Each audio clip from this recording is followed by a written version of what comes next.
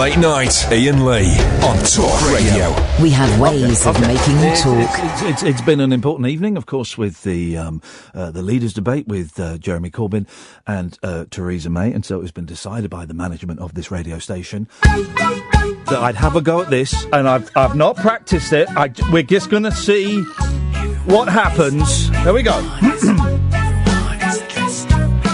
Not practice this. Let's see.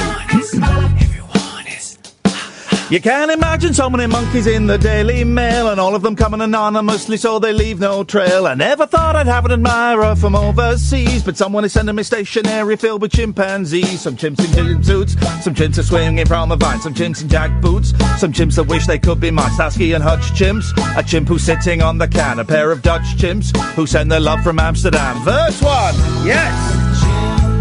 Verse 3 is where it gets a bit tricky, but... Politics special, guys. Here we go. Yes, you can call in, by the way, and enjoy the politics special, but excuse me. If I had to guess, I'd say the monkey sender thinks it's great. He's sending me, maybe she's sending me just to see me get irate. I'm losing sleep and it's going to be keeping me up all night. I thought it was funny, but now I've got money on a monkey fight. Some chimps in hard hats, chimps are working on a chain gang. Some chimps who love cats in a bloody Mustang. Chimps who are going chimp, a chimp in black like a goth, a going fishing chimp, a British chimp in the bar. Here we go. I'm putting an order in early for water and coffee. 0344 499 1000. This is the verse where it sometimes gets a little bit steamy, but let's see. Here we go. Yes!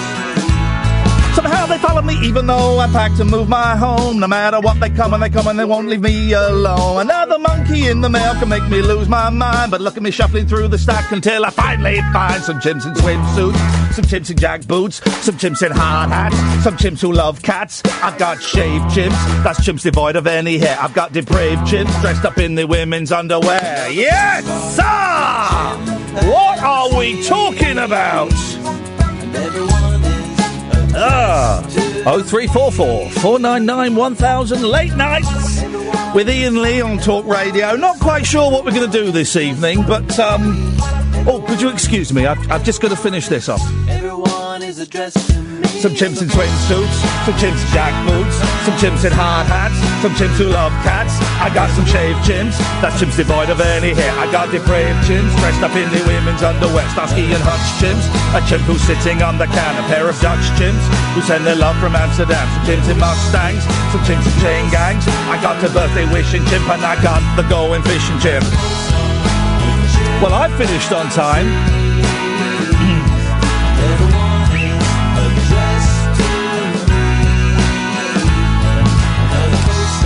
0344 499 1000 is the telephone number. That'll do me. I finished on time. Those guys finished late. So tonight, I don't know what to do.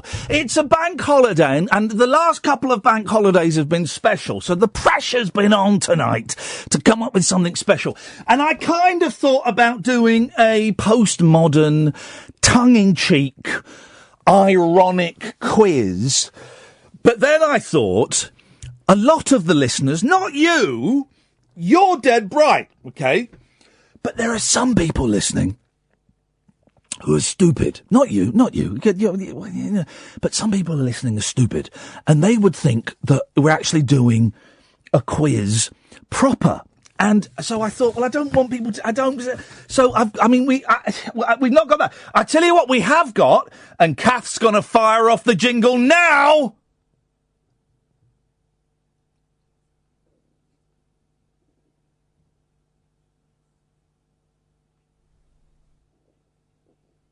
Yeah.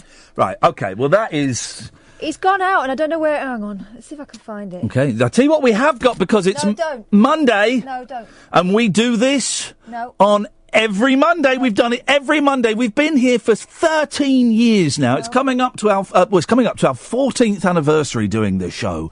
Monday. Ed, Monday drop me in it, mate. Ed, for nearly 14 years, we've been doing Ian's mum's Monday Mind Flip. Where's the jingle? Right, turn your mics off. This is embarrassing. You see, this is, okay. Someone telling me I must get out and vote. No, I don't have to if I don't want to. I don't have to vote. You can call in about that 0344 499 1000. You don't have to vote if you don't want to. So people died in world wars for you to have the right to vote. No, they died for me to have the right to decide whether I wanted to vote or not. 0344 499 1000. So I don't quite know what we're going to do tonight. I don't think we're going to do the quiz. We might do something after midnight like that. It just feels a little bit flaccid to me. But also, we will do the Ian's mum's Monday Mind Flip. We'll play that out in a bit. It's a good one tonight. But I am aware that on bank holidays, no one really calls in because no one's really listening. So I don't want to waste, good topics on a reduced audience. And when I say a reduced audience, it's reduced from not a particularly high standard. So I don't really know what to do. I mean, I've got a couple of films that I've seen that we could talk about. 0344 499 1000. Bank holiday, we can talk about that. I can talk about the fact I went camping with my kids last night. And this is how much I love my children, right?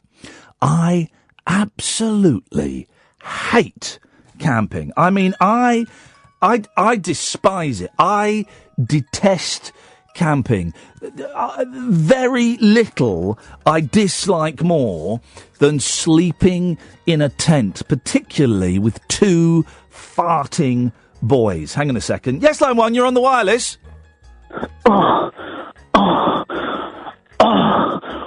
Oh, yeah. Oh. Okay, that's great. Thank you very much indeed. So I went camping. And I say camping, I mean, it wasn't properly camping. It was in my mother-in-law's back garden. But they bought a new tent. This new tent's massive. Honestly, it's bigger than some of the houses I've lived in. It was massive. And it was a double cheat because we weren't sleeping on, what do they call the things you sleep on? Not cumberbands. Busquatch. What do they call the mats? Not busquatch. Not cumberbands. 0344 499 1000. Biffa? Biffy? Vibby? Something like that. We weren't sleeping on those. She had bought, and proper, full-size, inflatable beds. And the inflate was about a foot, maybe 15 inches. So it was kind of comfortable, but there's just something about being in a tent that I thoroughly dislike. I tell you what was nice. I couldn't get to sleep for ages, so I was watching Netflix on my phone. That's cheating. That's cheating, isn't it? But what was nice was being woken up about 2 o'clock by a massive thunderstorm. I enjoyed that. That moment was quite pleasant. The rest of it, awful. And the boys woke up at 6, so I woke up at 1 minute past 6. Daddy, are you awake? Daddy, are you awake? Yeah, I'm awake now, son. Thanks a lot. But as soon as we got up, my wife came and collected them, and I went back home to bed. I went to bed for a few hours to get some sleep because I was absolutely shattered. So we can talk about that. I'm throwing that out there as something for you to call in about. 0344 499 1000. How disappointing has your... Here we go. The topics are coming. What am I talking about? Got nothing to talk about. Got loads to talk about. Here we go. That pen don't work. Hang on. Let me find a pen that works. Here we go. Right. We got loads. Here we go. How disappointing... the topics are flowing out of me, guys. How disappointing was your bank holiday? 0344 499 1000. We call you back. How long has this been going on? You can apply that to anything. How long has this been going on? 0344 499 1000. And camping. Is there really anything worse known to mankind than sleeping outside? I have worked long and bloody hard so that I'm not a wealthy man. I'm not a wealthy man. I've had riches and I've lost riches. I'm not a wealthy man, but I'm all right. And I have worked long and hard so that I need never sleep outside again unless it's on a tropical island, right? I've earned enough money, got enough money in the bank so that I can, at the very, very least, when I go on holiday, I can do a cheap Airbnb or even a B&B. 0344 499 1000. Your camping stories, please. Late nights with Iain Lee on Talk Radio. Uncut after-hours conversation for the up-all-night generation. Late night Iain Lee on Talk Radio. We have ways of making you talk. And don't forget, we've got this. And now, it's time for Ian's Mum's Monday Mind That's happening. That's happening later on. Remind me to do it. Let's go to Rob. Good evening, Rob. Good evening, Ian. How are you? Rob, I am on top of the world today, my friend. I am on top of the world. Good stuff. Friday's show was a blinder, by the way. You should do that more often with the old lunatics. It was, for those who missed it, it's available online, talkradio.co.uk, or on, if you go to youtube.com/rabbit hole. It was 3 hours of withheld numbers going straight to air. We broke, Rob, I don't know if you know this, we broke the world record that was 139 for the most calls in a 3-hour show. We had 164 calls, guys. The Giggle Factory is open for business. Fantastic. You want to get Norris McGuire around? Well, I suspect that we would have to get Doris Stokes round first. But then we'd also have to get Sally round to speak to Doris Stokes to see if she can pass a message on to Norris. So it could be a tough one. Anyway, I've got a bit of a topic for you. I drive a cab, right, in London. Yeah. And I picked up Dennis Waterman. Hey! Right? Yeah. This is a couple of months back, about 4 or 5 months bak, and he was solid, yeah, because he likes a light ale. I thought he'd stopped drinking. He was definitely drunk when I picked him up. Anyway, okay. Because I started singing "I Can Be So Good for You." Oh, I bet he loved that, didn't he? And he said to me, "Are you taking the F&P? I'll smash your C-U-N-T." Good. I'm on his side, Rob. I'd have said that if you'd have started singing that when I was in. Yeah, but I said to him, no, it's the love minder. Minder was a blinder, and he went, "You're taking the P." I said, "I'm not, mate, I'm serious." Wow. And he was really, so I thought, all right, I'll end it there. But yeah, he was not impressed. I've got to be honest, Rob, and I've had someone accusing me of disliking all black cabs. I don't like I don't dislike all black cabs. It was just the two arses that refused to take me from Heathrow once. Trust me, there's a lot of them out there. Yeah, mate. there are. But honestly, you can't sing the Minder theme tune to Dennis Waterman. Why not? Well, first of all, he's a known grump, and secondly, you were taking the P. Well, I just thought that's a good topic. Have you ever been threatened by someone famous? Here we go. This is the topic. Have you ever upset Dennis Waterman? Yeah. Let's make it that specific. And I'm tweeting, if you follow me at Iain Lee on Twitter, I'm tweeting out all these topics as soon as they're born. Did he give you a tip, Rob?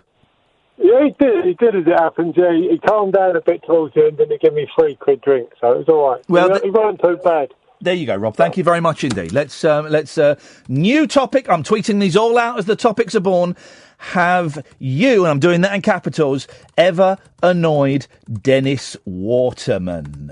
0344 499 1000 is the telephone number.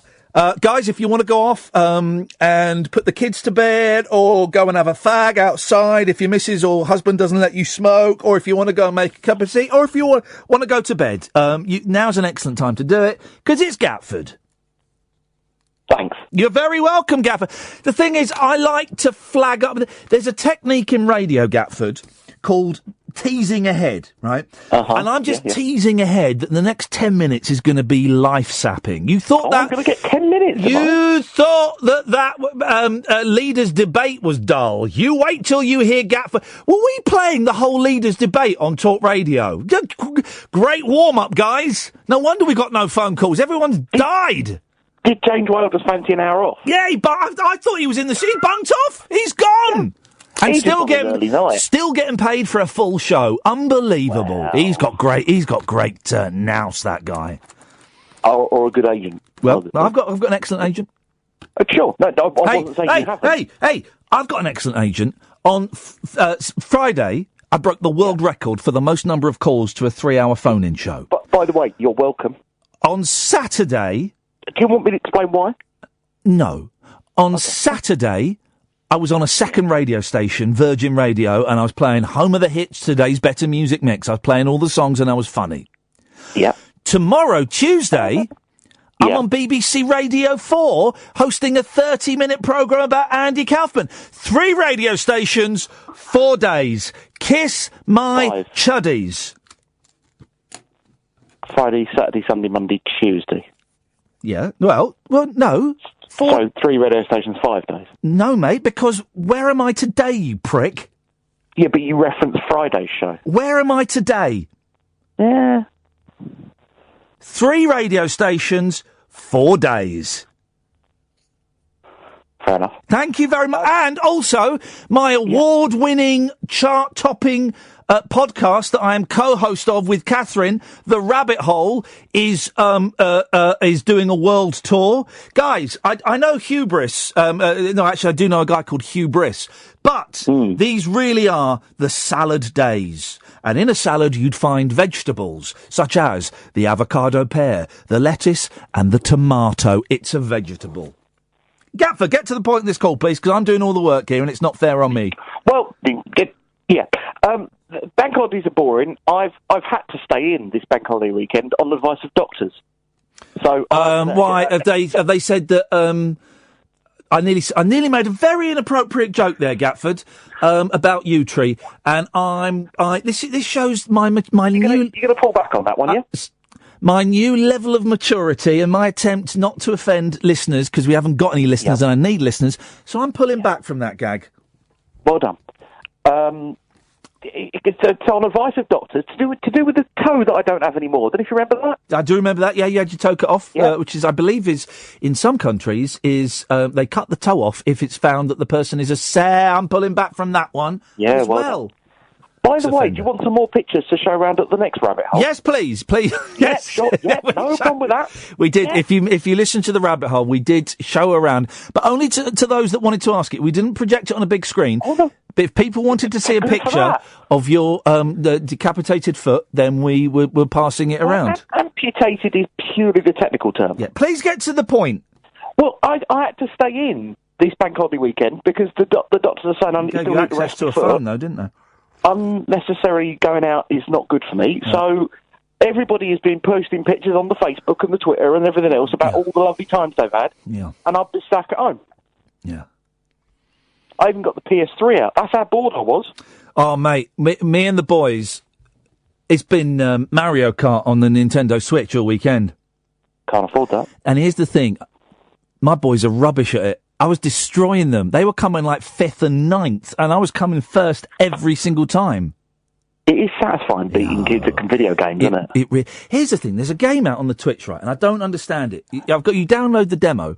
So I downloaded it, and it said, you can't play it until the 30th of May between 3 and 5 p.m. What? Right. And it's like a punching game, but I think you punch. I mean, don't worry, we won't get too geeky for too long. Just indulge me a second. I think you're punching against the whole world. What? So the whole world goes online and punches. Hold on, are you telling me you're punching people in another country? I think I'm punching Chinese kids. Fair enough. I don't know. Good luck. Yeah. Well, anyways, knock them out. Please get to the point of this call, Gatford, because as usual, you've made me reduce my standard. Well, I pretty much have. Okay, fine. In that case, it's absolutely fine and dandy. 0344 499 1000 is the telephone number. Catherine's having trouble getting through to a caller. Right? Bloke called Darren in South Shields. Great caller, great contributor, nice guy, really nice guy, decent guy. The line keeps dropping out, probably for a technical reason. Catherine on my screen, Darren in South Shields is an utter knob. What? I mean, that's not... I'm desperately... I don't know if you've seen, dear listener, if you follow me on Twitter, at Iain Lee, I'm really trying to cultivate a new persona of a fun guy, a nice guy, happy guy. I love you guys. When deep down inside, there's a huge ennui that means I want to jump off of a cliff. But I'm trying to be nicer. Let's be honest. The last set of listening figures were terrible. Absolutely terrible.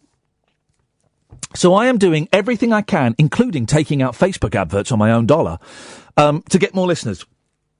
And when I see words like that typed on my screen, Darren in South Shields is an utter knob, it makes me wonder what else Catherine is saying to you when she answers the phone. So, here's what we're doing. Kath has nipped out, right?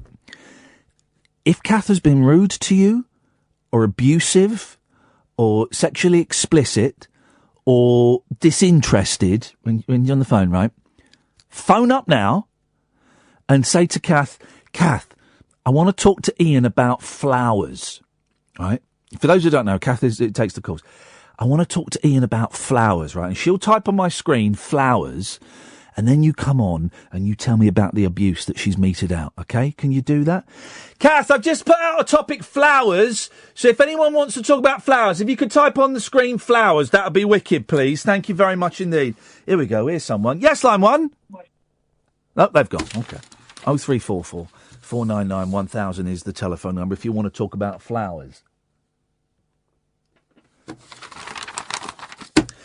It's Oliver Cox. Hello there. Hello, Oliver Cox. How's it going? It's all right. I've just started a cup of coffee, and I know I'm going to regret it because I'll get really bad coffee indigestion in about 25 minutes. But I really want this cup of coffee, Oliver Cox. Drink it. Caffeine's good. Yeah, caffeine is... I love coffee. I love coffee all day long at work. Oh, I love... I tell you what I can't drink, though. I can't go anywhere near Pussy, Cats, Monster... Red Bull, any of those energy drinks. I can't touch any of that stuff. Can't touch it. They're vile. I can't stand them either. Well, no, they just drive me nuts. I'm like a cat on heat. They are full of taurine, aren't they? Which is Bull's semen. Yeah, that's the one. What? I mean, who found out that Bull's semen gave you energy? I've no idea. Imagine being the first person to find that out. Why is he running around like a lunatic? He's been in field with Bull. Anyway, Oliver Cox, what have you got for us? Not much. I'm just chilling home. I've just had a game. I've just had a game of battleships with the missus. Now, when you say battleships, do you mean on paper? No, the peg game. Because I bought that for the boys, and A, they lost the pegs, and B, it doesn't take a long time to set up. We've got the travel version, and the pegs are so fiddly to get out. Yeah, it's so fiddly. It's horrible. Yeah. It's. So I almost lost my temper playing it. Here we go. Here's a phone-in we can do. Games that you wanted as a kid, but never got, then decided to either buy them or get given them as an adult. And I've done that a couple of years ago. Go on, what? I bought a Taika RC hovercraft off eBay. Yeah. Which I always wanted as a kid. I bought it, and it was crap. Of course it was crap. Of course it was. On eBay. They always are crap. I asked my sister one Christmas to get me computer battleships. You sunk my battleship because it always looked cool on the advert. And then I realised it just took like hours to program it all in. Oh, sod that. Yes, like sod that. On a Commodore 64. And here's the thing. Tape in and wait half hour for the game to load. And here's the thing, another one, right? Scalextric. Oh, I love that. I had loads of that when I was younger. Yeah, get it now, though. It's rubbish. It's expensive. It's very expensive. It's ridiculous how much that shit costs now. Yeah, what's your language? It's a yellow card. That's a yellow card. Don't worry. It's a yellow card. It's the excitement. It's a yellow card. Don't you worry about that. I need to call you Flower. So you're just chilling, playing battleships with your missus? Yeah, I was playing it. But got a bit bored now? Well, she's in the bath, and a friend of mine is Facebook Living his bus ride home, and he is sharing what we're saying now. Right. Oliver Cox, how old are you, mate? I'm 32. I was going to say 34. I've bottled it. I've held back from giving out ages recently. This is how much you've changed, right? In one hand, you have a phone that you're talking to me on. I'm guessing in the other hand, you've got a mobile phone and you're watching your mate. My missus is in the bath, right, and she's watching my friend, mate, who's on the bus ride home. Oliver Cox, you are not living up. You are not living up to your name. Hang up on me. Get that phone off your missus and turn it off. Get your kit off and get in the bath with the hot naked woman that's in there.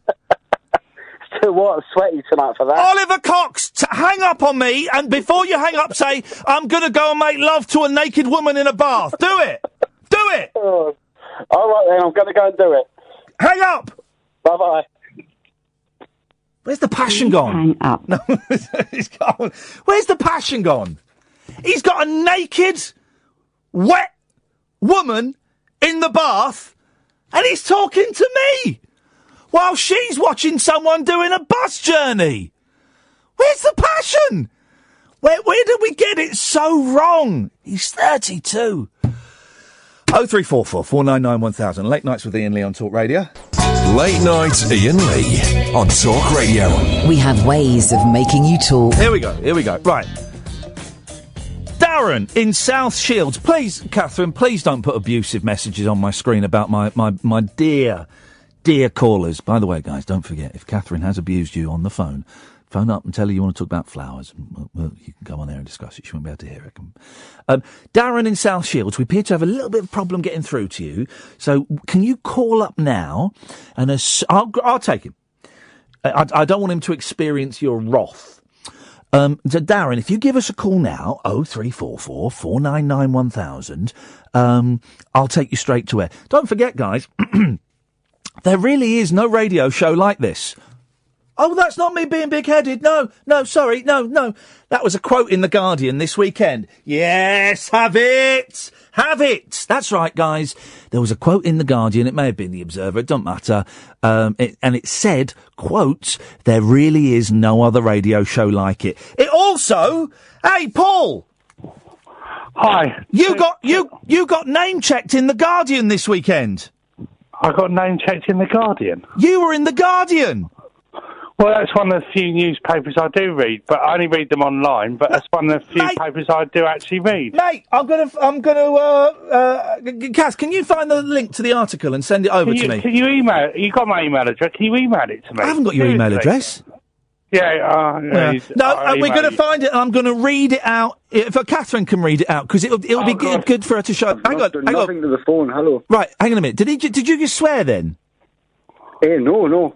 Okay, well, I pressed the dump bar. We think you said an F-bomb, Darren. Oh, well, I might have done. Right, well, don't. Shut up, you annoying. Catherine, you're right. He's an utter knob. Shut up. Ed, do we have delay? We have delay. Right, let's just... Darren.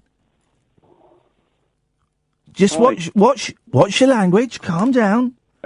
I don't swear. Well, you did, mate. You just dropped an F-bomb. You sound absolutely steaming.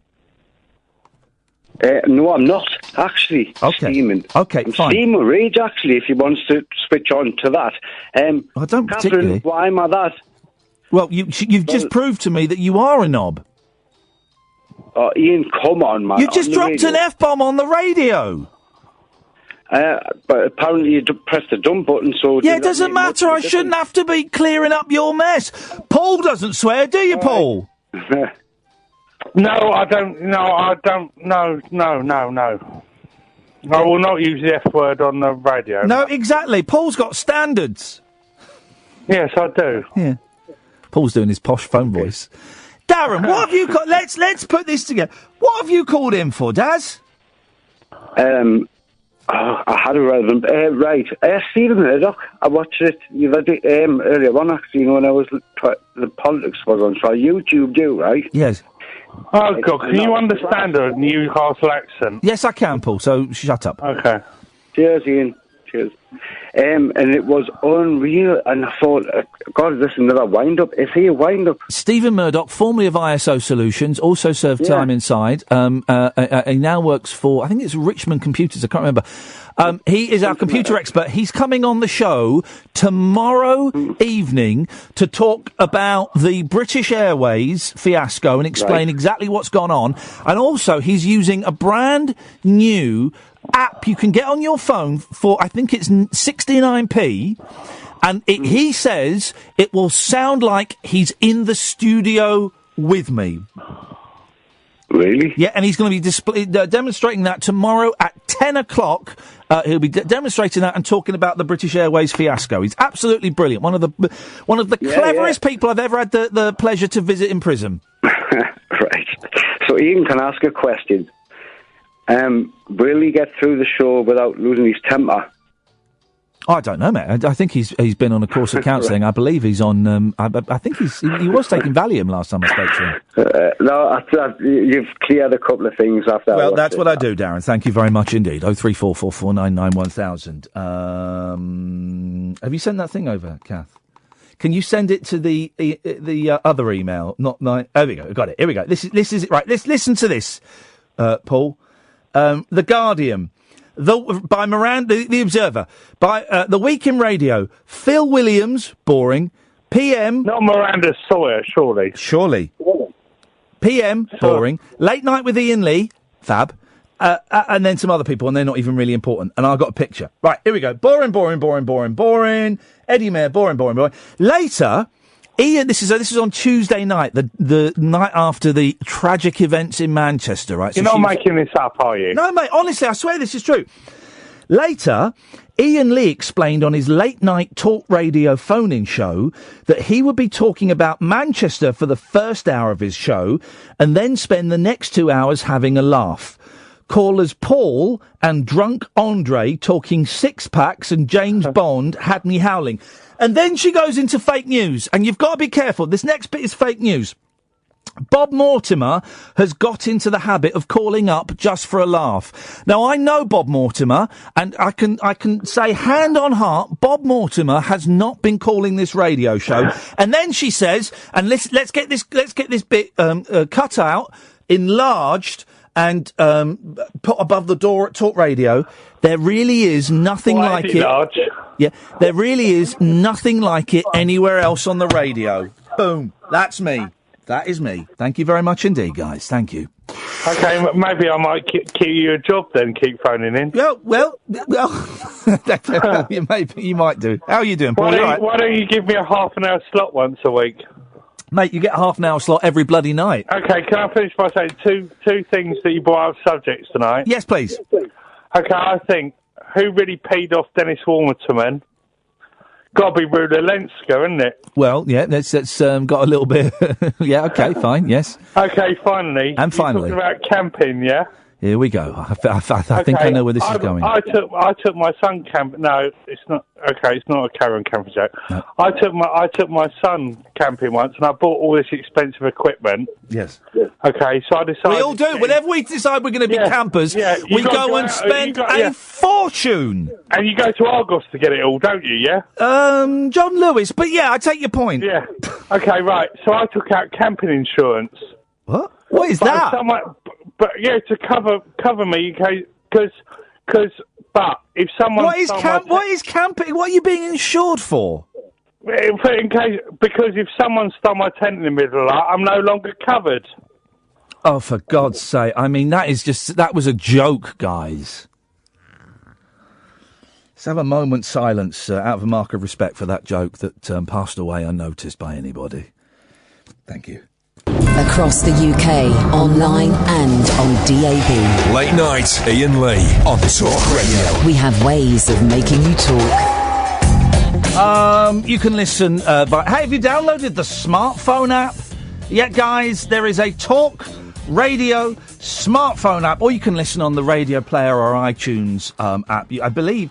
Hey, here's the thing, right? And if they're advertising with us, then boy, oh boy, they're absolutely fantastic, and you should all rush out and buy them. But I saw an advert. You know, you get these things now. Amazon have got one, and Google have got those things where you it's like a little tower, and it's a speaker, and it tells you tell it to do stuff. You seen these? You seen these? Well, apparently, if you say to it, if I say, "Hey Alexa," does that might turn on someone's thing? All right. What can we do to them to make? What can we do to? Hey Alexa, can you play sex noises? Would that work? I mean, we have as a species. I went to the pictures today to see Diary of a Wimpy Kid. It's half good. I thought it would be rubbish, but it's actually very, very, very funny. And there were bits. It was. I don't think there were any parent jokes in it. I think it was all kid jokes, but they were really solid kids jokes, and there was some real tension in it. Where both my boys, there's a bit where the kid is hiding in a shower. I won't say any more. And both my boys couldn't watch, and they said, "Tell me when it's over." It was brilliant, and really, it's stupid, dumb, knockabout fun with some really nice jokes in there. I really, really enjoyed it. But there were loads of adverts at the start for these things. And there's one advert, right? And it's basically, the idea is, it shows lots of people in situations like with family and kids and stuff, but they don't see it because they're on their phone. It goes, "Oh, you missed another moment. Oh, you missed because they're looking at their phone, right?" And so there's one of them, there's his dad and his kid, 0344 499 1000, by the way. There's one of them, and it's this dad, and his kids are like playing a tea party, and he's looking on his phone, and the voiceover goes, "Ah, Dad, you missed the kids playing again. Why not put down that phone and join in the fun?" So he does, right? But he puts down the phone, and I don't know if it's a Google or an Alexa or whatever it is. He says, "Okay, robot, what sound does a bear make?" And then the thing and he goes, "Okay, robot, play some funny music." And the robot's doing all the thing. How is that better interaction with the kids? We really are an incredibly lazy species, and it's what's gonna kill us. The dinosaurs were wiped out either by an asteroid or the fact that they all turned vegetarian or because of their farts. I don't know. What's gonna wipe us out as a species is the fact that we are getting lazier and lazier. When you're sat at a table doing the homework with the kids, and you can't even be bothered to get your phone out and Google it. It's gone from we should go to the library and find that, to let's go and get the encyclopedia from upstairs, to let's Google it on my phone, to I'm going to sit in my chair and ask a robot tower what the answer is. That's what we're doing. We are so lazy. Mummy, which one's a diplodocus? I don't know. Let me sit on my fat ass and speak to the robot tower. Hey, robot tower, which one is the diplodocus? Yeah, diplodocus is a dinosaur. Some people pronounce it diplodocus now. Mine's tuned to Frank Spencer. It is we are going to die out from being absolutely lazy. Get off your backside and go and at the very least, look it up on Google. I can't believe I'm begging you. The least lazy option is to get your phone out of your pocket and Google it. Can't be bothered to do that. What kind of slack parent are you? 0344 499 1000. What kind of... Whoa, hey, whoa. Hey, whoa, Steve's not playing, guys. Steve's not playing. 0344 499 1000 is the telephone number. Lots to talk about this evening. Flowers. Camping, your camping stories. Have you ever annoyed... I was going to say Dustin Hoffman, but do you know what? We can do that as well. Have you ever annoyed Dennis Waterman, Dennis Healey, or Dustin Hoffman? How disappointing was your bank holiday, and how long has this been going on? 0344 499 1000. Oh, Steve can't talk to us right now. I'm sorry, Steve. Maybe LBC have just accepted his phone call. Oh, dearie me. It's a bank holiday, so people were saying, oh, you should do another withheld numbers straight to air. No, guys. That was a one-off. We might do that nearer Christmas. Yeah, like I'm going to have a job nearer Christmas. We might do that nearer Christmas. People say, oh, you should do that every week. No, I'm not going to do that every week. That would be the worst thing we could do. I tell you what I'll do. It's time for this. Yeah, well done. And now, it's time for Ian's Mum's Monday Mind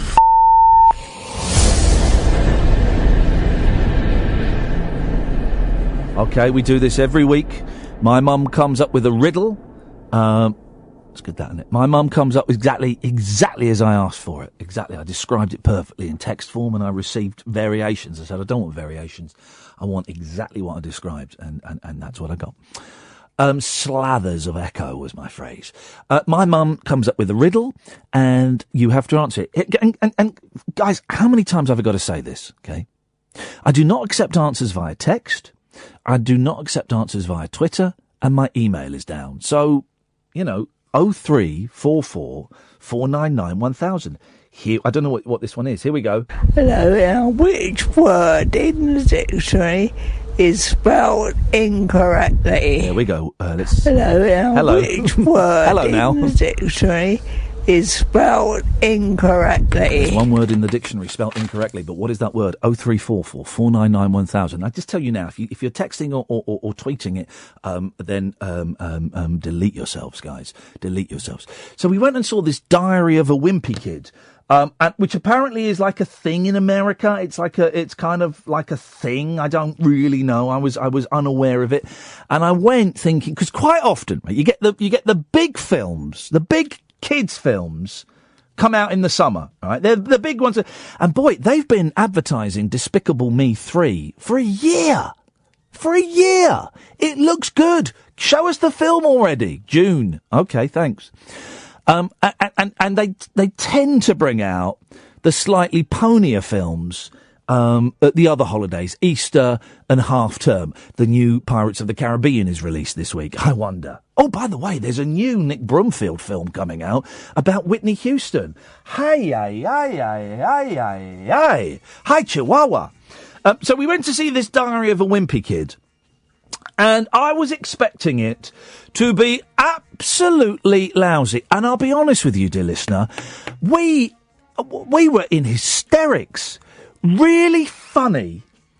Really dumb. I mean, like, it's stupid. Absolutely stupid. And it's wonderful because of it. And it's full of some really funny gags.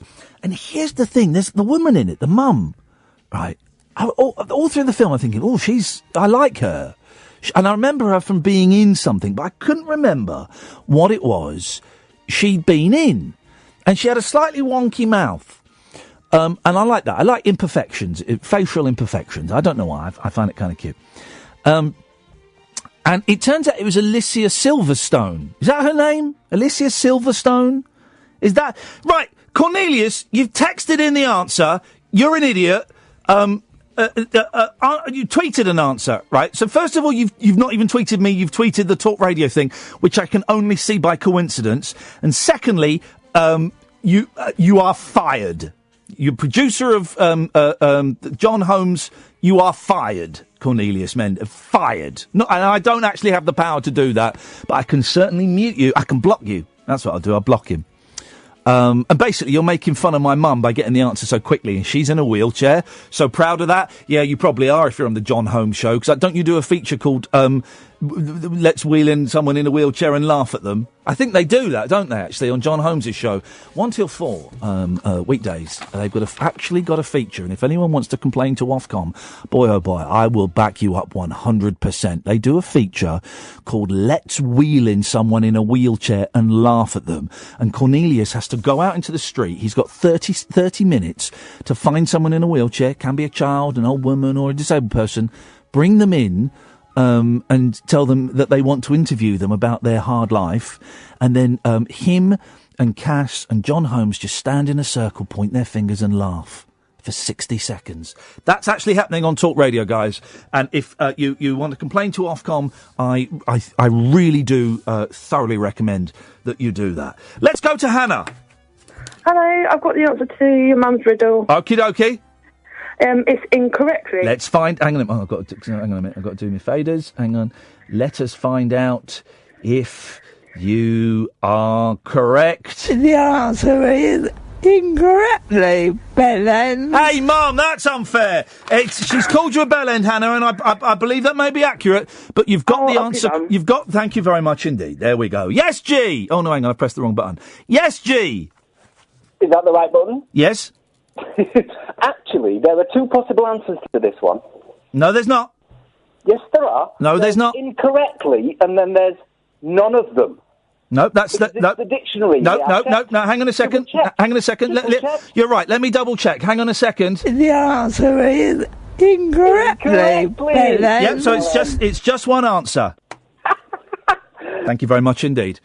0344 499 1000 is the telephone number if you want to give us a call. What was I talking about? Oh yeah, that film, and it was good. Hey, and here's something. The next hour, you got the topics. They're out there, guys, and it's a bank holiday. People don't call in. Up yours. I'm still going to work here as hard as I can. Damn it.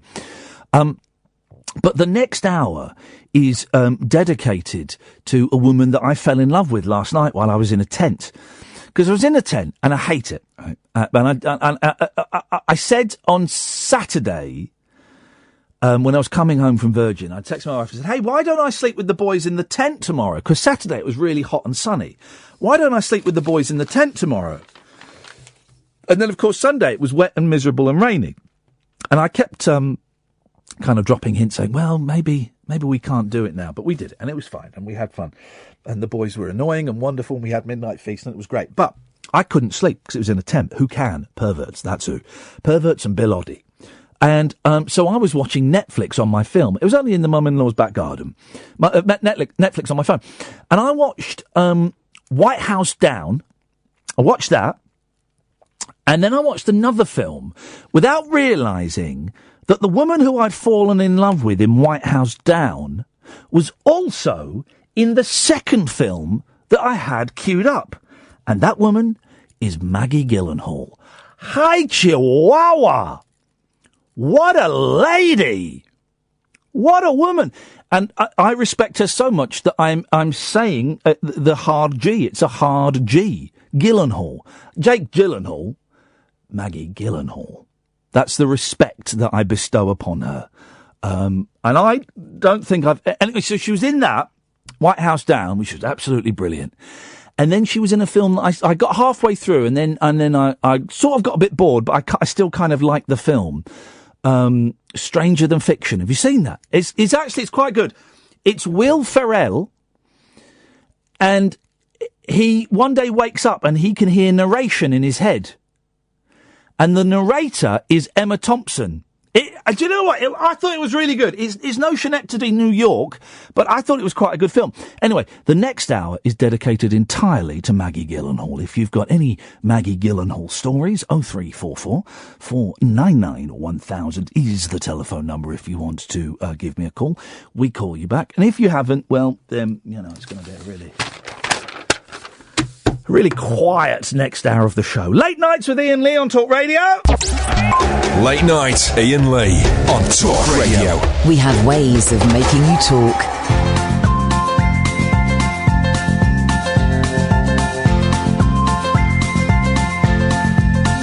There's a voice that keeps on calling me down the road. It's where I'll always be. Every stop I make a new friend. Can't stay for long, just turn around and I'm gone again. Maybe tomorrow I'll wanna settle down. Until tomorrow I'll just keep moving on. Down this road that never seems to end. When new adventure lies just around the bend. So if you wanna join me for a while, just grab your hat, come travel light, that's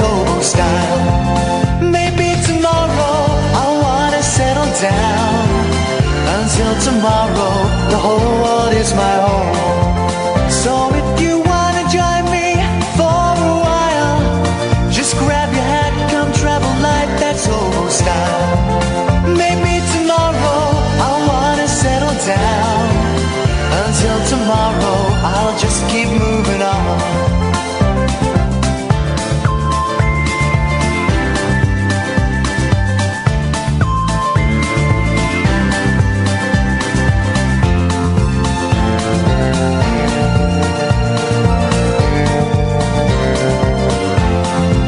Maybe tomorrow I'll wanna settle down.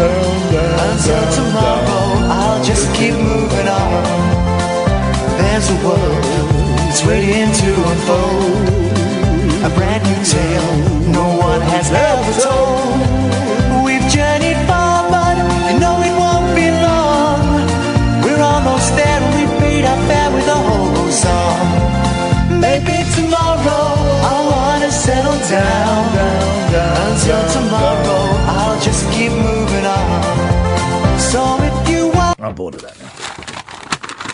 Oh, apparently when you're on Virgin Radio doing that is bad form. I did it. Apparently, yeah, when you... What was it? It was a song and it just wouldn't end. It might have been a Madonna song. I was doing Virgin Radio on Saturday, and I'll be doing it again on this Saturday between 4 and 7. It was an absolute thrill to be asked to do it. I thoroughly found it fascinating. But it's a completely different... He's finished. It's a completely different job to this. It's like comparing being a bus driver with being a train driver. There's similarities, but really very few of the same skills. Completely different skill set. And so I was on, and I made a mistake. I made a big mistake. My mistake was assuming that people would phone in. I just assumed that people would phone in. And one should never assume that people are going to phone in. And I was warned, just as I was about to start, oh, by the way, we don't really get much listener interaction during a Saturday afternoon. Now, luckily, 10 minutes before I'd gone in, I had 10 minutes to kill, and I found myself a pile of newspapers and got some silly stories. But I kind of thought, I've got some gold here, guys, that I'm going to toss out to you, and we will get loads of calls. And we didn't. I think there were 3 calls, maybe 4 calls in the whole 3 hours. And it's fine. It's absolutely fine. It's my mistake. It was a learning curve. Who's this saying Maggie Gyllenhaal is just a modern-day Pat Coombs? Yeah, and your point? Pat Coombs. Whoa. Pat Coombs. There's a blast from the past. Pat Coombs is throwing me off a little bit. Hang on, where were we? Oh, yeah. And so one of the calls was Pat, not Pat Coombs, was Pat who phones us, and...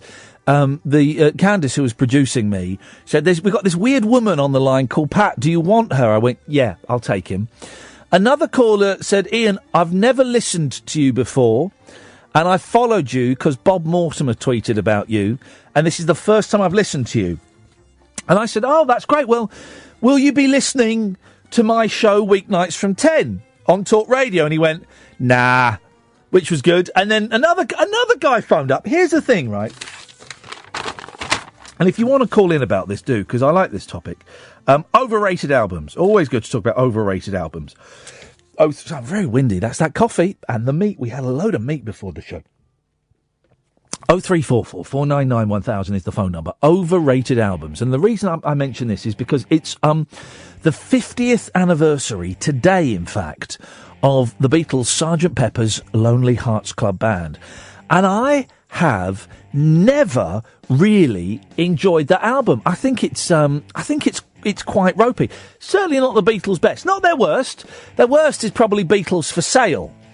But it's down there in the bottom 3. I'd say the bottom 3. I'd have to do a bit of work to grade it correctly. Best is between Revolver and Abbey Road, obviously.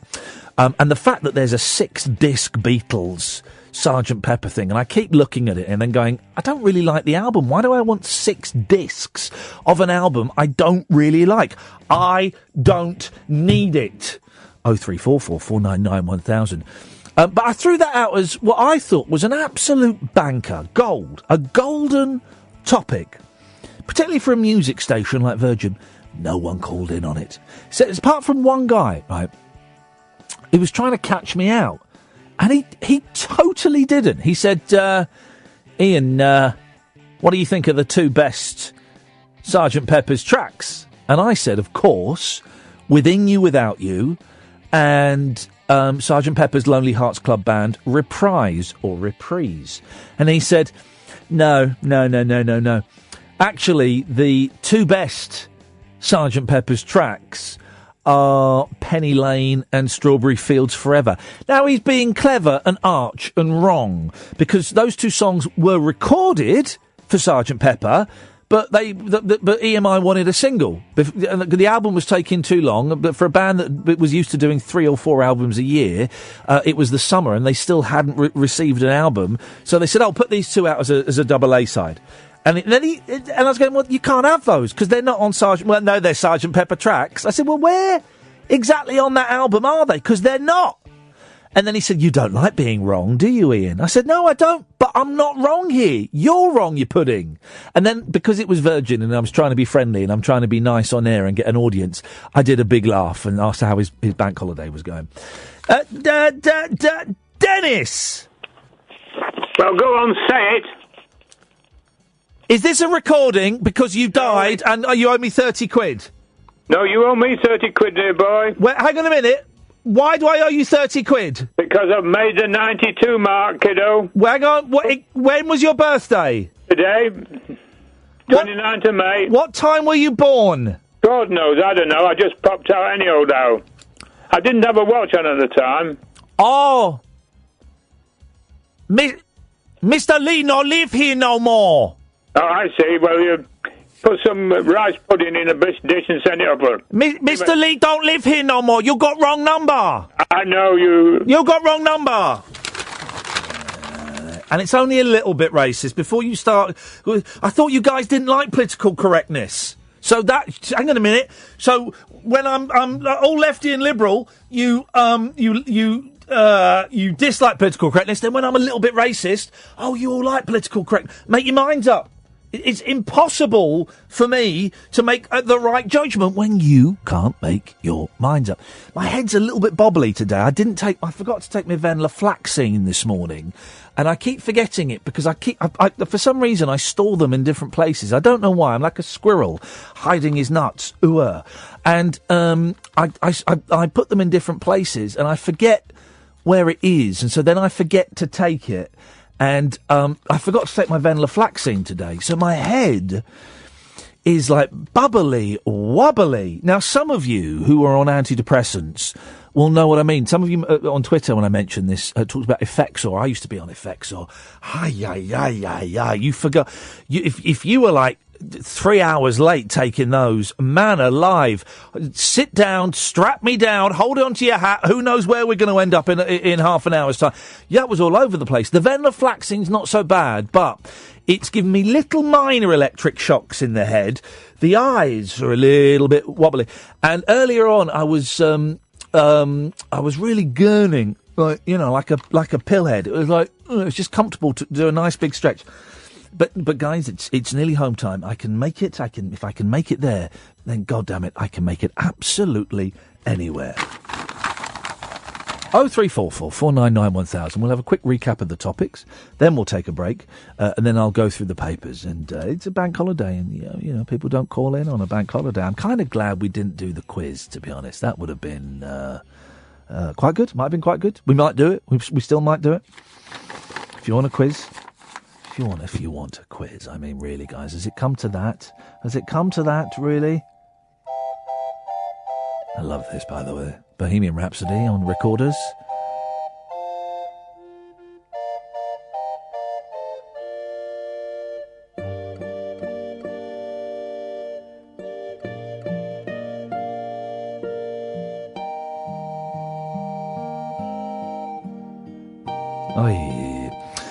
So these are the topics. Overrated albums. 0344 499 1000. We call you back. How disappointing was your bank holiday? How long has this been going on? Camping stories. Oh, and here, when Paul phoned up and mentioned being camp, right? Where does camp come from? The word, to be, it's lovely. Look at the size of that sausage. Where does being camp come from? To camp it up. And I've been trying. I sometimes try and work it out myself. I've not Googled it, and I don't Google it. Don't Google it, guys. Don't Google it, Catherine. Let the listen, because we should be able to work it out, shouldn't we? So camp, it kind of means, gay and effeminate and over the top. I'm going to say it's an army thing. Most things are an army thing, aren't they? If you can't think of the origins of a word, if it's not Greek or Latin, it's probably some kind of...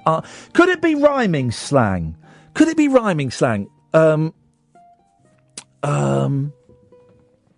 Campsite?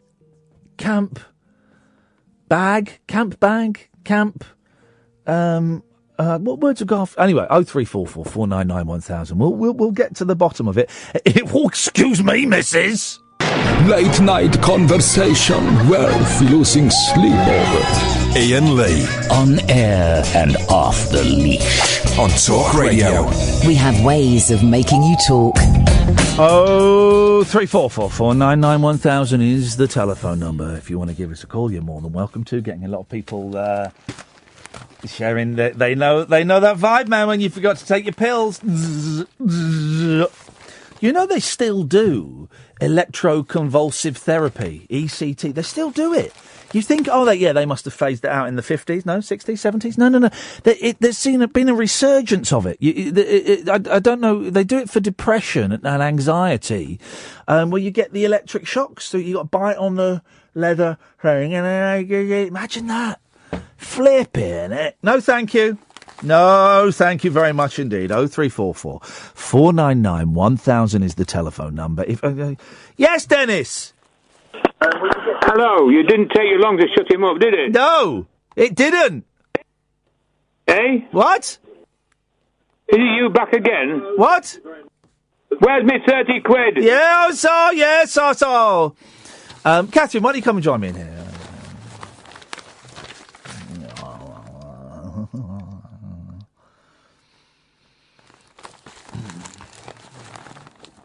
By the way, I should have warned you, Catherine, before you come in. It smells meaty in here. Oh, God. Ew. Well, we had a lot of meat. I'm a big fan of food. And one of those delivery services that you can get an app for. And we go for the Chinese. We normally go for the Chinese. And we thought, no, let's do something a little bit different. And we found like a sort of Texas smokehouse rib. Yeah. And so we ordered all this stuff, and it was quite expensive. But it's a bank holiday, guys. Come on. But bloody hell, it was good. It was. It was good, wasn't it? Yeah. Flipping. We probably ordered enough for about 5 people, though. Yeah. That was our mistake. Chips with chilli was a meal, and we had chips with chilli, chips with cheese, beef ribs. Oh. Pork ribs and beef brisket. That was it. I don't know what a brisket is. Well, you thought it was an organ last week. I thought it was a ball sack. Oh, God. I thought it was a ball sack. It was sack. a large one of those, if that's what it was. That's what I thought it was. Where do you think the word camp comes from, then? It's got to be... it can't be rhyming slang. It's got... okay. It'll be sailors. It'll be navy. It'll be something to do with the navy. It won't be army slang. It'll be navy slang. But where would it come from? For a homosexual man to be camp, and it's not. Well, and now it doesn't necessarily mean homosexual, but I think back in the day it was displaying the trademark theatrical. Well, no, I think it means that now, but I think back in the day it meant acting gay, acting like a homosexual. I think. Isn't it funny to think, right, that it was illegal to be gay till sort of 60? I'm going to say 67. 67, yeah, 50 years. Same year as Sergeant Pepper. But yet before that, there were, if you listened to programmes such as Round the Horn, or Hancock's Half Hour. there was Kenneth Williams played, who was a homosexual, played an overtly homosexual man. He was part of a double act. Yeah, Julian and Sandy. Julian and Sandy. They used to talk Polari. Yeah, which is gay slang, and they were gay, and it was obvious that the characters were gay. Not so obvious that he was gay. Boner. And have you? And I've not yet, but the night is still young. And everyone would kind of laugh at it. They didn't really know what they were laughing at half the time, did they? No, I don't buy that. I think they did. I think that people did. And, people that would be horrified by gays love people like Larry Grayson and John Inman. Right. John Inman's catchphrase was, "I'm up for gay sex." No, it wasn't. No, but that's what it meant. I'm free, and that meant I'm up for gay sex, because it will always be a man going, "Can anybody help me get into these trousers?" I'm free. I'm up for having it off with a bloke, and everyone would roll about laughing. There's a whole generation that they found it acceptable for a man to be like that, and in their words, kind of, a little bit whoopsie, a little bit camp, but they did not want to think that they were actual homosexuals, like the whole Liberace thing. And Liberace sued successfully. Liberace sued it was either the Express or the Mail in Britain in about 1955. Google that. I'm going to say 1955. I bet I'm spot on. I'm within 3 years. God, I'm good. I'm within 3 years. Part of me wants to say 59, but I'm saying 55. I think it was 52. 1959. 59. No, I said 59. And he sued because they said he was gay and he had a boyfriend, and he sued and he won. He won like a substantial payout. And what that meant was, for the rest of his life, he couldn't come out. No. He couldn't do it, because if he came out, then the Express or the Mail, whichever one it was, would have got back... The Mirror. The Mirror, was it? Would have got back all that money, and then he would have been bankrupted. Apart from the fact his fans would have stopped buying their records, but he would have been bankrupted. I know, isn't that crazy? And you had him... I remember people being shocked when Dale Winton came out, for heaven's sake. Oh, yeah.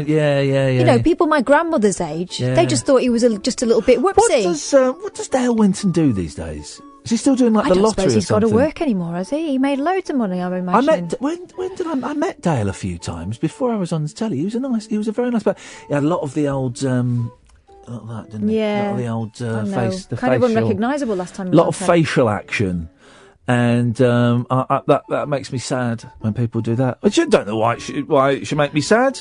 If people, he's pleasing himself. Well. That's the rumour. If it makes people happy to have a lot of facial work, then let them eat cake. Let them eat cake. That's what I say. You still get, don't you, in these gossip columns and wicked whispers, which movie star would be disappointed if his fans would be disappointed if they found out he prefers men. Oh God! Still get stuff like that. Who cares? I think it's a great shame. There are probably still people, maybe of an older generation, who are, pretending to be something they're not because they're frightened of what strangers might think. If Little Mix are listening, and I know that we have a lot of the pop stars listening, girls, I think you're beautiful. I think you're talented. Shout out to my ex, great song. Put some clothes on. I mean, really. I bought that CD yesterday for the girls. Really? For me. They dress around they jump around in bondage pants. Now listen, I'm not telling anyone how to, well, I am telling you how to dress. Put some clothes on. You honestly, put some clothes on, because I just think it's inappropriate. Cher's doing it, she's 71. Well, yeah, exactly. She's old enough, she's 72. No, 71. 72. Oh, all right, we're going She's old enough to know. She's old enough to know. I think once you're over 60, you can do what you want. But when you're a young pop star, wearing latex and PVC pants... Sorry? What? She's 71. Well, you're looking at an old report there. It just makes... I just think, come on, girls, that is... I think the boys should wear less as well. Less? Yeah, they should be walking around in their pants. I think everyone should just put a coat on. There's someone who's been... Christina and the Queens, is that right? Is that the French lady? Yeah. Yeah. And I was watching Top of the Pops, and she was on it around Christmas time. Yep. And the thing that made her stand out was the fact that not only was she wearing clothes, like trousers, and a nice blouse, she had flat shoes on. There we go. You see, I'll take that call. Let's go. Yes, line 1, you're on the wireless.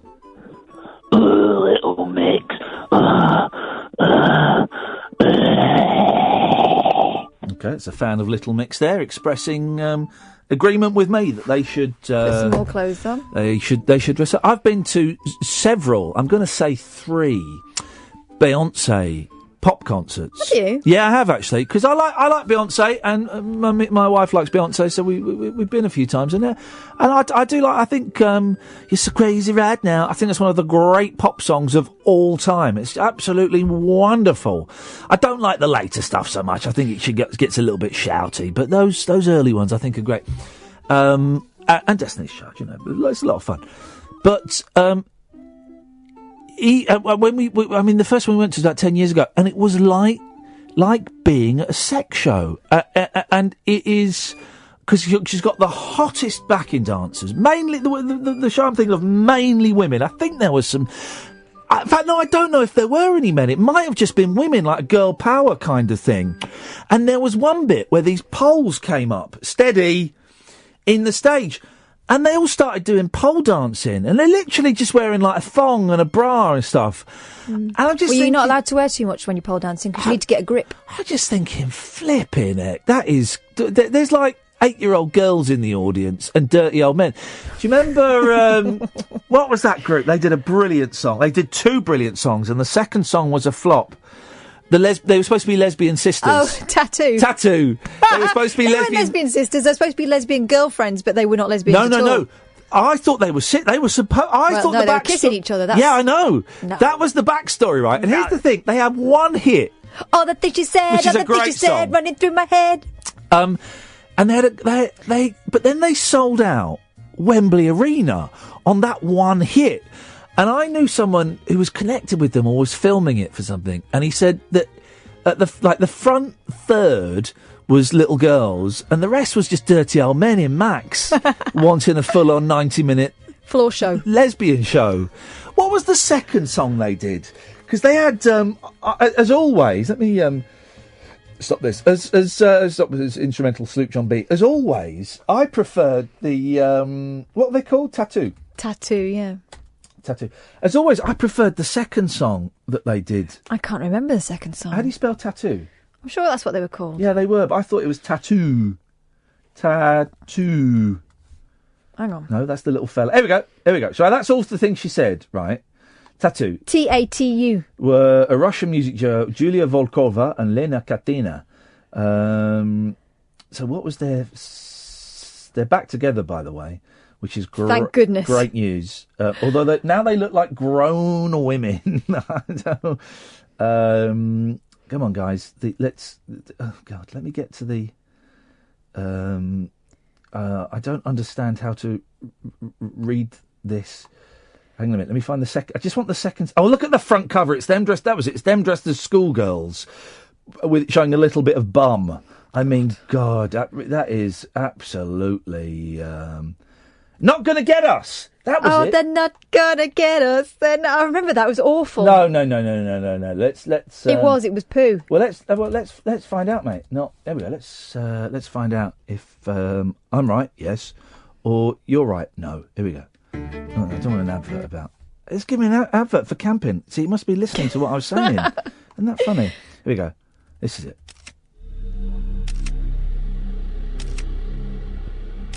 Pictures of them, clearly as children.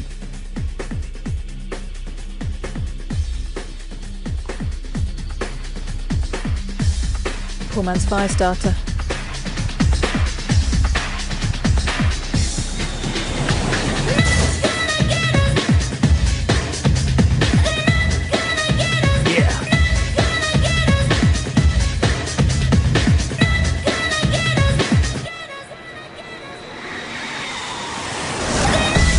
Hang on a minute. Here's them singing "Not Gonna Get Us" live in 2009. Oh my.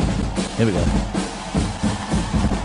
This at Eurovision? Yeah, look at this.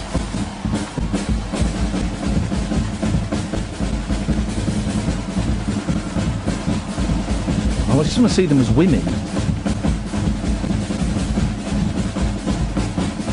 They're the only kind of gays that Putin likes, aren't they? Pretend ones. Pretend hot lesbians. Yeah. And, of course, his boyfriend. Definitely gay. Are you scared to say something? I'm prepared. He definitely is. He definitely is. No one can be that homophobic. You're only doing. It's his self-hatred that he's projecting on everyone else. Here we go. Yeah. Tattoo live 2009. Classic year for the tattoo girls. Oh dear. Oh my goodness. Oh. A little bit late to the microphone, to the mouth there. Not going to sing live, clearly. Well, one of them is dressed as a woman. Oh. And the other is dressed as a child. That was awful. Yeah, it's poo. We've got some. We've got a text in. It's from Keith, Sport Video Keith. Excellent. I won't do the voice because it ends up sounding like a Pakistani when I do. Hello, Ian. Congratulations on your fancy paper review. That was right smart, like. Oh, no, here we go. A bit down in the dumps, what with the rocket bike fiasco. Still can't bring myself to talk about it fully, but plenty more ideas in the pipeline than that. I was wondering, could you repeat Paul's funny joke? I missed the punchline as the missus shouted at a cat. It would cheer me right up as I really admire him, as you know. I also like food as well. It's right canny, isn't it? Say hello to the lass. Hello, lass. Hiya. P.S. I've had a hug of Dale Winton. That's from Keith Sport. Now, remind me what Paul's joke was. Ed, do you know what Paul's... Ed's not listening to this show. He's in a world of his own. I tell you what, so 0344 499 1000. Can someone phone back and tell us what Paul's joke was, please? And we'll do it after this. Unmissable late night radio with the original king of unconventional conversation. Make contact with Iain Lee. Late night Iain Lee on Talk Radio. We'll get you talking. As you'll know, if you're a regular listener, Keith, I don't like jokes. I think jokes are a form of bullying.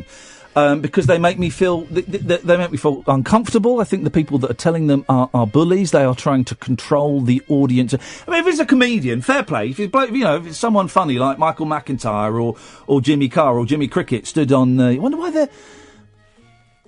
I've just had a thought, and I've not thought this through. Are there more comedians called Jimmy than any other name? See you, Jimmy, Jimmy Cricket, Jimmy Carr, Jimmy Tarbuck, Jimmy Durante. Yeah. Flipping it, Jimmy Jones.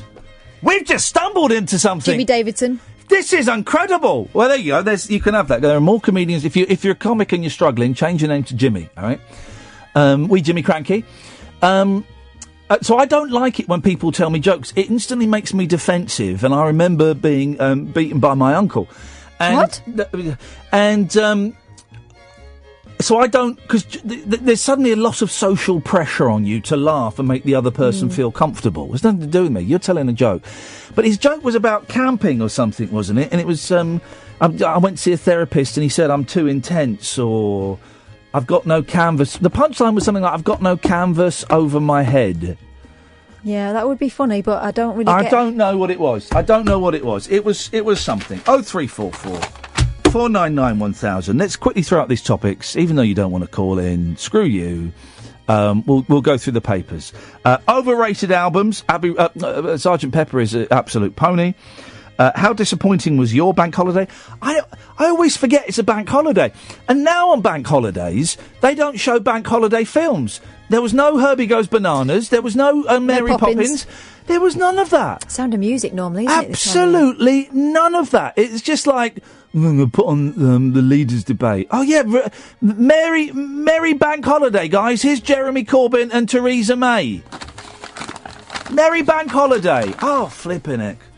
How long has this been going on? Have you ever upset Dennis Waterman? And toys that you wanted as a kid but never got, so then you bought them as an adult and you realised they were crap. Oh, I've got one. Yep. Operation. Mum said she wouldn't buy it me because I'd lose all the bits. So Operation's a good game. I got to about 17 and I bought myself Operation. 17? Yeah, I lost all the bits. For a 17-year-old, it's rubbish. For an adult with 5 and 6-year-olds, it's good. Turns out, yes, you're probably right. It is good. I tell you what's always been rubbish, Mousetrap. Because Mousetrap... It looked very elaborate to set up. Well, the thing is, everyone would just, go, should we play Mousetrap? Yeah. And then they'd set the thing up. That's not the game. The game is you've got to move around the board, adding pieces to it. So everyone would set it up, turn the handle, the man, the foot knocks the ball, kicks the man, and he dives into the thing, and you catch the mouse. And you go, oh, well, that was it, and then you put the game back. Another one. Mr. Frosty. Mr. Frosty. Yeah, my brother-in-law bought himself that at an older age and realised it was cack. They used to really lie in adverts when we were kids, didn't they? They certainly did. Do you remember I've left my glass up there, but if you get that phone Do you remember that one for the a la carte kitchen, right? Yeah. It looked like you could actually make beans. Well, they did have first of all, beans beans there. and sausage roll together is not a No, combination. it was beans and Arctic roll, because beans and a sausage roll works. Oh, no, it wasn't a sausage roll, it was a Swiss roll. There we go. Yeah, Swiss roll, Arctic roll. Arctic roll's different. Arctic roll's a Swiss roll. No, it's not. It's the same. It's just got ice cream in. Yeah. It's the same thing then. No. Hang on a second. Don't lecture me. It's the same cack sponge. I was closer with Arctic roll than you were with sausage roll. Sausage roll and beans. It's not a meal. Yes, it is. It's a delicious that's fine, meal. Yeah, I know. I take that back. Delicious meal. But anyway, she Yes. pulls on his toe. Yeah. And says, "Wake up, Daddy! Breakfast ready." Yeah. And she wheels it in there. Yeah. And she's made that. Yeah.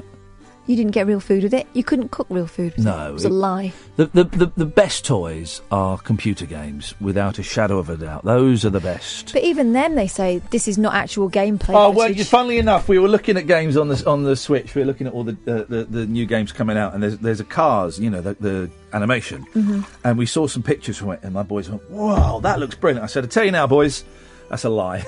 What you're looking at ain't going to be what you play. Trust me, buddy." Evening, Julie. Hello, hip hip hip.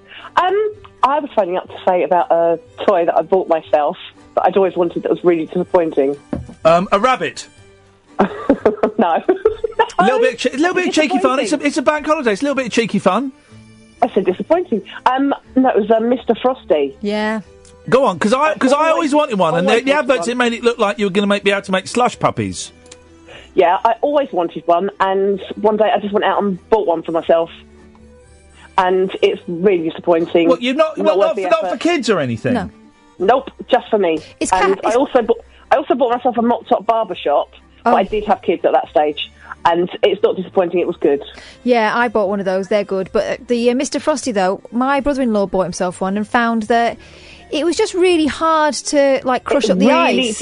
Really difficult to crush the ice up. Hey, listen, there are some kids in Africa that would die for ice, so, be thankful. Well, there's us playing with it. And I also bought myself a Frogger, like a mini arcade game, a Frogger. But that was good. It was as I expected it and as I remembered it. I'd broken it and I replaced it. I used to collect those little cabinet arcade games. So I had Astro Wars, I had Super Mario Brothers. The ones like Mini Munchman I had and all that. And I used to collect them. The ones that were like flip screen ones? Some flip screen, some like the little boxes, all different kinds. Donkey Kong I had. I had Donkey Kong too. And I had loads of them. I had about 15, 16 of them over a few years, right? Because it's all I ever wanted, and my mum and dad would buy them, right? And then, of course, when I got to about 14, I got bored of them. And suddenly it was all about money. And I said, I'm going to sell these now. Sell these. And we put an advert in the local paper. Bearing in mind, each one probably cost about 25 quid, brand new. And they're a few years old now. I remember my parents went out, and this guy came round, and he said, I'll give you 13 quid for the lot. I went, yeah, okay, brilliant. What an idiot. You're done, mate. 13 quid for the lot of them. Absolutely. I blame my mum and dad for going out shopping. They said, the fella's come around, you can sort it out. I went, 13 quid. Might have been 14, actually. What? 14 quid for all of that? For those memories. Those memories, Julie. I sold them for 14 quid to a man who was quite smelly. Here we go. When have people come round your house to buy something? 0344 499 1000. We'll have some of that. Because I've had people come round to buy stuff as an adult. And I remember when I was... What? What kind of things? Rabbit hutch. I gave away a rabbit hutch.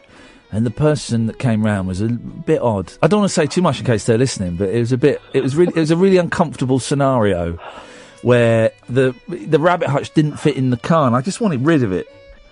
And they said, "Oh, can I come back in a couple of days with a bigger car?" And I was like, I told you it was quite big, and when we did it was just uncomfortable. What about the one with the Commode? That's one of my favourite stories. Oh, this was brilliant, right? So, for various reasons, Julie, when I lived in a flat in North London, I had a Commode for sale. As you do. And one of those old portable TVs that was small, but they weighed a ton. The big, thick, deep ones, right? They weigh a ton. So I put them on, I think I put them on Gumtree. I was giving them away. That was it. I put it on Free Cycle. That was it. I put it on Free Cycle, right, and 2 separate ads. Or maybe it's the same ad, I don't know. Anyway, this woman phoned up. She says, I'll have both of them. I was like, oh, brilliant. Absolute. Okay, fine. I thought it was, you know, straight, but still, you've got something to sit on and watch. She said, I'll come round tonight at about 10 o'clock to collect them. I was like, brilliant. And so at 10 o'clock, this really, really old woman, and I mean, I don't know how old she was, but she was old and she was hunched, right? And she came to my flat and she came upstairs and I showed her their thing and I said, tell you what, look, where's your car? I'll carry them downstairs because they're, you know, the Commode is awkward and is uncomfortable to carry and the TV's heavy. I'll carry them to your car. She went, oh, no, I didn't get I don't drive. I said, where did you come from? She said, Tottenham, which is about 20-minute drive away from where I was. I said, okay, right, about half an hour. I said, right, how did you get here? She said, I got the bus. And I said, you're getting the bus back? She went, yeah. It's an old woman. I said, you're getting the bus back with a Commode and a portable TV that weighs a ton? She went, yeah, no, I'll be fine, son. And I said, oh, I mean, I didn't offer to drive her. I wasn't going to drive to Tottenham. And I said, a bit of me was quite angry that she'd been so stupid. Oh, God. I was angry. And I said, look, there's no... And I saw her trying to carry them, and she couldn't carry both. And I said, right, look, I tell you what, take the Commode, and what I'll do is, if you tell me when you're coming back, I'll just leave the TV in a black plastic bag on the doorstep and you can come and collect it. So I don't have to watch you struggle? I didn't want to get involved. And, how did she get the Commode out? Well, she carried it. I mean, it was like a sort of plastic metal one. It wasn't an old-fashioned wooden one. But it was still, you know, you sit on it and have a dump. She did it. She came out another time, right? And this fella got in touch the other day because he wanted to know if I had the instructions for it. I gave away an old BBC computer and loads of games, right? And I was looking out the window and I could see this guy crossing the road. Instantly, I thought, that's the guy that's coming for my thing. I could just tell. Right? He had an old mum's shopping trolley with him, and he looked, the sort who'd want old. All right, fine. And he crossed the road, right, and he got to my side of the street, and he tripped over on the curb, face down, and he cut his nose and his face. And I'm looking out the window. I'm on the top floor, so he can't. And I'm thinking, oh no, I'm in hysterics at this. And I'm thinking, is he going to say something to me? When the door rang, it took him a few minutes. He was sorting. Door rang, and I went down, and he had a cut on his nose, and he didn't say anything. And I had to. And here's another one. That's two of the saddest stories I've ever heard. I had an old sofa, right, and so I put it on Free Cycle. Old sofa, few years old. It's going to go to the dump. If anyone wants, you can come and get it. So these people came and got it, right.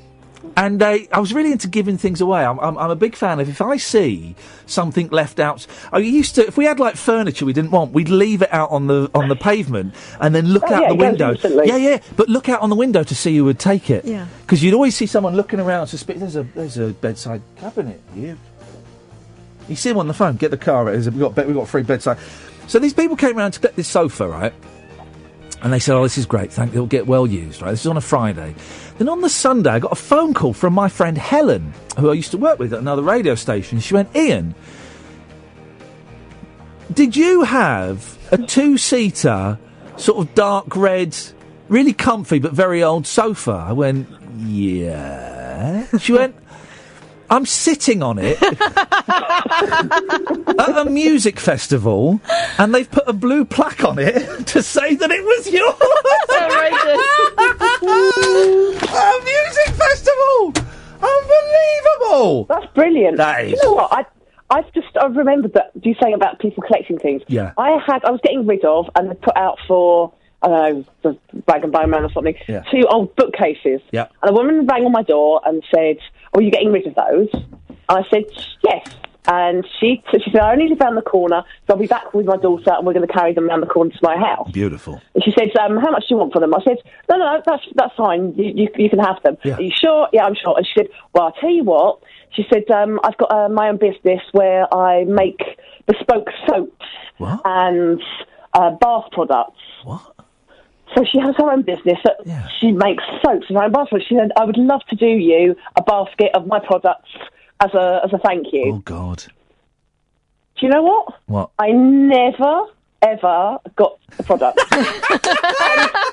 I know where she lives. Yeah. Because I know where she lives. And it's on the way to my local curry house. And you can look through the window and see your bookcase. Every time I walk back from the curry house, I say, where's my soap? Julie, thank you very much indeed. We can do that as a phone-in, guys. If you have something you say every time you walk past somewhere. There used to be an estate agents in North London who ripped me off mercilessly, and every time we drove past it, I would give them the finger. Really? Through several different girlfriends who to the point where the last one, I didn't even tell her why I was. Why are you doing that? It doesn't matter. It's important I do this. 0344 499 1000. The radio show for people who know the best part of the day is the night. Late night Iain Lee on Talk Radio. We have ways of making you talk. Well, there's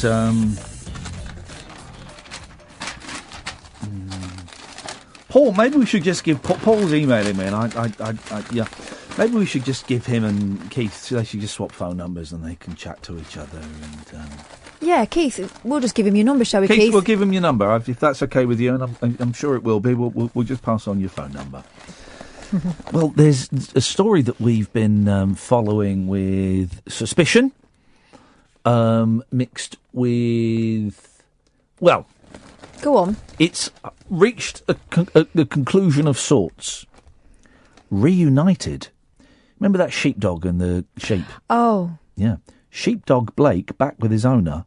No lamb. But with Bella the lamb still missing, police are called in over kidnapping. Guys, I called this from the off. The dog ate the lamb. It's a dog and a lamb, and they go missing. The dog ate the lamb. It's not stupid. It ate the lamb. And then decided to lie low. To hump it. What? Hump its lamb corpse. God. We've all been there. We've all been hungry and horny.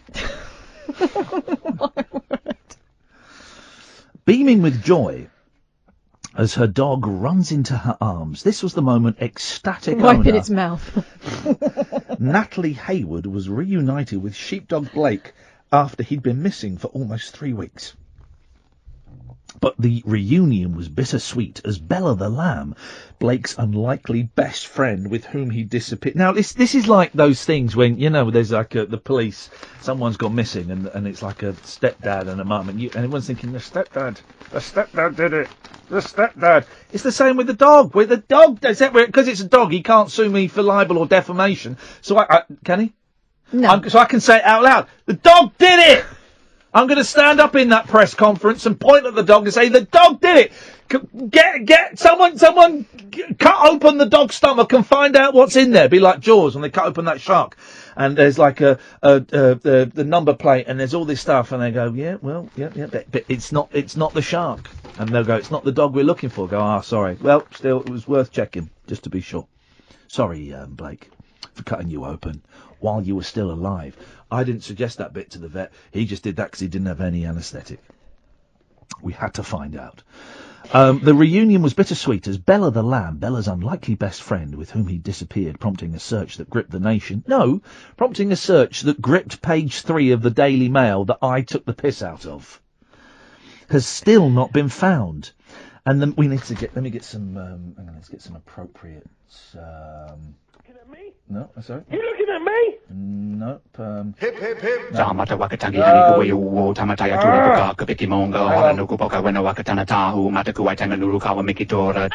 Oh, for crying out. Doorbells. No! You are sleeping. You do not want to believe. Knockers are better. Stetson. If I listen too long, my brain turns to mush. We don't want to go from a greedy country to a sludgy country. I won't go down the regular route. There we go. For that last time. That took a while. Sorry about that, guys. Oh, hang on a minute. Annie's called in. Yes, Annie? Hello, mate. How you doing? I'm all right, thank you very much indeed. Annie, what have you got for us on this delicious bank holiday? Well, I'm going to be honest to start with. The only reason I'm ringing you is because there are no naked men in the house. Sorry? There are no naked men in the house. That's the only reason Well, I'm can you ringing. believe that other She's caller? fresh out. Do you believe that other caller? He's on the phone to me while his beautiful wife is naked in the bath, and he's talking to me. Why would you do that?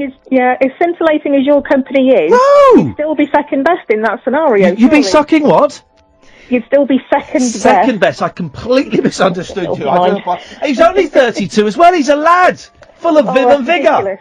Anyway, Annie, if any naked men, if you put the phone down, we'll just know that naked men have arrived in the house. What have you got for us this evening? Well, I called you a few weeks ago about an issue I was having at work, so I thought I'd give you a quick update.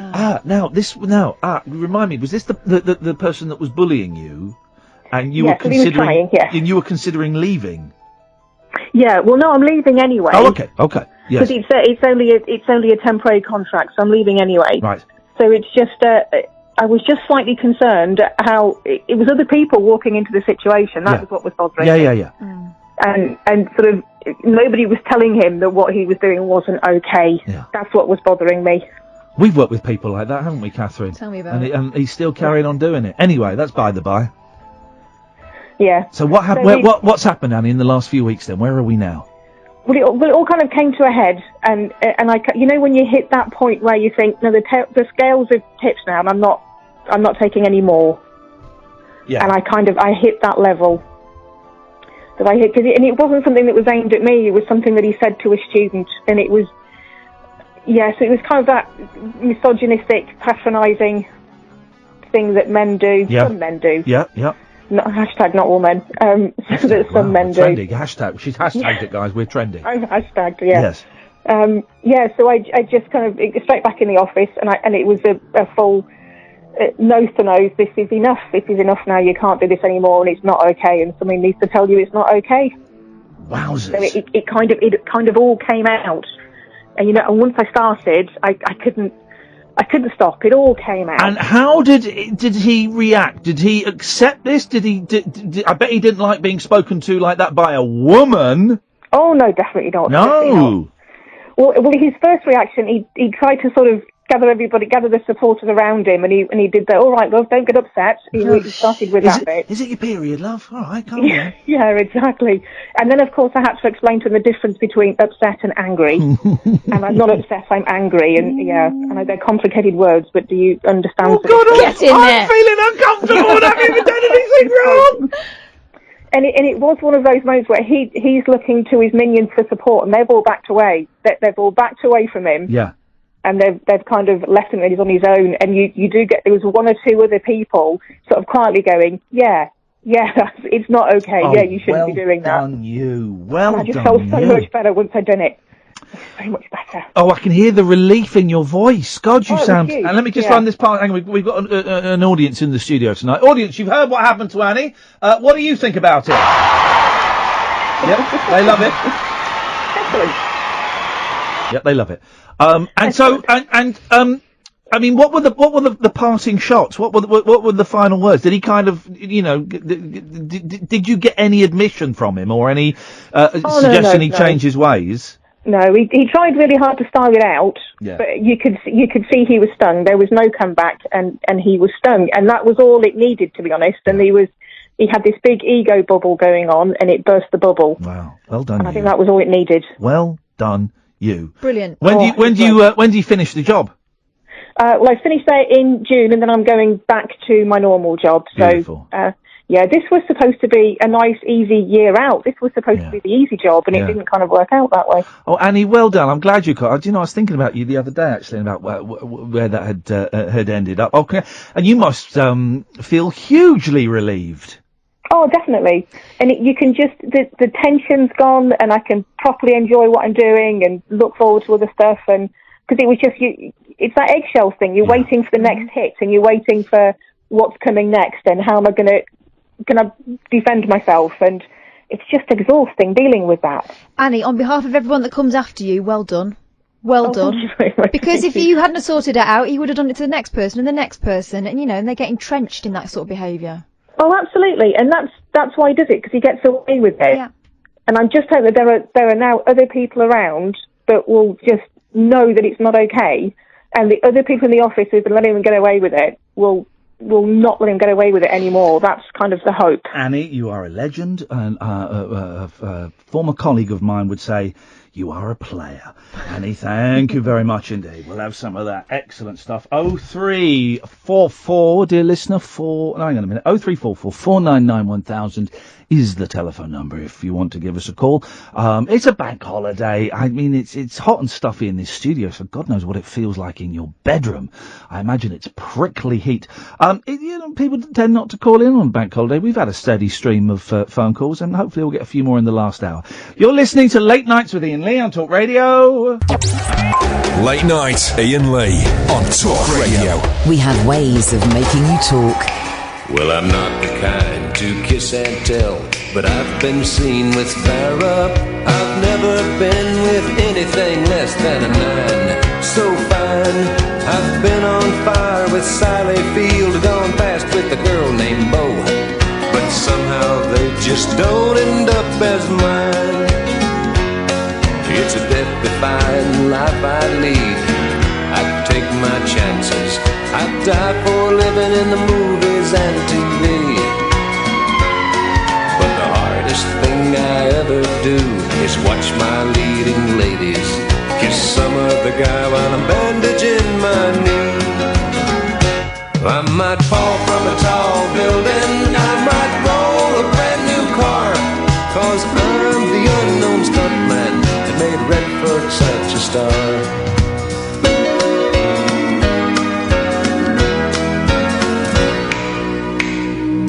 I've never spent much time in school, but I taught ladies plenty. It's true, I hire my body out for pay. Hey, hey, I've gotten burned over Cheryl Teague's, blown up for Raquel Welch. But when I wind up in the hay, it's only hay. Hey, hey, I might jump an open drawbridge or Tarzan from a vine, 'cause I'm the unknown stuntman that makes Eastwood look so fine.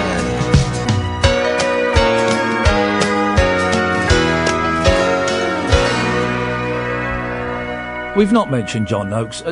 I'll be honest, was never a particularly huge fan. It's not. It would be, the fake of me to be terribly upset. But, for a lot of people, it was important in their childhood. And that clip that's been doing the rounds of him climbing up Nelson's column without any heart. It's just ladders leant up against it's Nelson's nuts. column, Have you seen isn't it? He's got he's not attached to any sort of carabiner system. No. It was windy. It's a long ladder leant up against Nelson's column, and he's climbing up it. It's insane. I'm on Facebook. I'm becoming more active on Facebook. I might even accept friends just to use it to plug the show. I'm looking at all different ways of plugging the show. And thank you to everybody who does a podcast. So many people who do podcasts have got in touch and said, "Oh, you won't want to come on my show. We only get about 20 listeners." I went, "When do you want me?" Honestly, if you've got an audience, I want to come and talk to them. And as long as I can sell this show, sell the rabbit hole a bit, but it's mainly to sell this show. I will come and talk. And I've got loads booked in. And also, I know loads of you have emailed me over the weekend, and I just went to reply to them tonight when I came into work, and for some reason, that ian@iainlee.com email is down. Should be sorted tomorrow. I'll reply to as many of you as I can tomorrow. Anyway, so I'm kind of getting more involved on Facebook, because I think it might be a good way to sell the show. And I'm mainly in monkeys groups, because I like the group The Monkeys. And there's one group, Freedom Monkeys Spot. I just go in there. It's not one I particularly visit a lot, but I go in there to sell my records. And they've posted a thing, Blue Peter legend John Noakes dead at 83 after battle with Alzheimer's. And then the person who posted it has written, "A silent moment for Peter." Sorry? I've written, "You mean John, don't you?" Because I'm assuming it's an American who doesn't know that Blue Peter and John Noakes are different things. Yeah. And also there's a picture of him wearing a blue coat and it says Blue Peter. I don't know. Silent moment for Peter. Okay, yeah, sure. 0344 499 1000. It's a bank holiday Monday. The phones are always, and I learnt this very early on in my phoning career, the phones are always quiet on a bank holiday. I don't know why. But Ben has called in, haven't you, Ben? I have, Ian. How are you doing? All right, thank you, mate. Thanks for calling in. What have you got for us? I'll be honest, it's first time calling. I'm a bit nervous, but hey, why have you chosen tonight to call in on a night when famously people don't bother calling in? Well, it's funny you ask that. It's because I have a friend who calls in quite regularly. His name's Elliot. I don't know if you know him. You might know him. Oh yeah, I think Elliot. We spoke to Elliot a couple of times on Friday, I think. You probably spoke to him recently, yeah. And also his friend, and our mutual friend Sam called in the other day and spoke to you about. Now, who is Sam closest to? You'll remember Sam because he spoke to you about one night stands and about how to impress a lady and how in the olden days it was taking him out to. I remember. Yeah, very romantic gentleman. Who is Sam closer to? Is Sam closer to you, Ben, or to that loser Elliot? Oh, Ian, don't do this. Come on, who is? I feel like you've got an agenda here. There's literally no agenda. But if I did have an agenda, it would be, I think you're better than Elliot. And you can't be saying that. I'm saying it. Elliot is next level at times. He is exceptional. At times he's exceptional, Ben. But what about your exceptional qualities? What about your skills? I'm mediocre at best. No. Tell me something you're good at. Well, I won't tell you something I'm good at, but I wanted to ask you just something that I'm interested in. Is that okay, Ian? You can do that, Ben. Is it short for Benjamin or Benny? It's short for Benjamin, but I hate Benjamin. I hate it. You don't get many Benjamins now, apart from Private Benjamin, of course, but that's the only one. Okay, Ben, go on. What do you want to ask? So I just wanted to, your stance on betting. What? Betting, sport betting. Gambling. Gambling in general. What's your stance on it? I don't really have a stance on it. I think it's. Are you a gambler yourself, if you mind me asking? No, I'm not a gambler. I think things like the lottery are an idiot's tax, unless they're advertising with us, in which case, guys, go out and buy all the tickets you can. I've been to casinos. But do you not, sorry, do you not feel like that lottery kind of, for £1, it's worth dreaming, It's worth having that dream for a few hours. Isn't it £2 now? So. Oh, God, inflation. You've got more chance, you've literally got more chance of being struck by lightning than you have of winning the lottery. Yeah, but you don't want to dream of being struck by lightning. No, but it doesn't.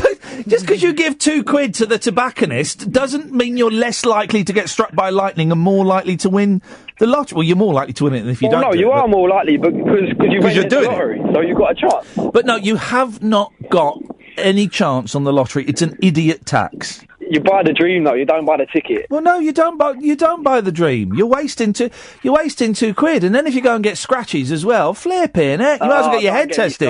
Scratch card. Don't get.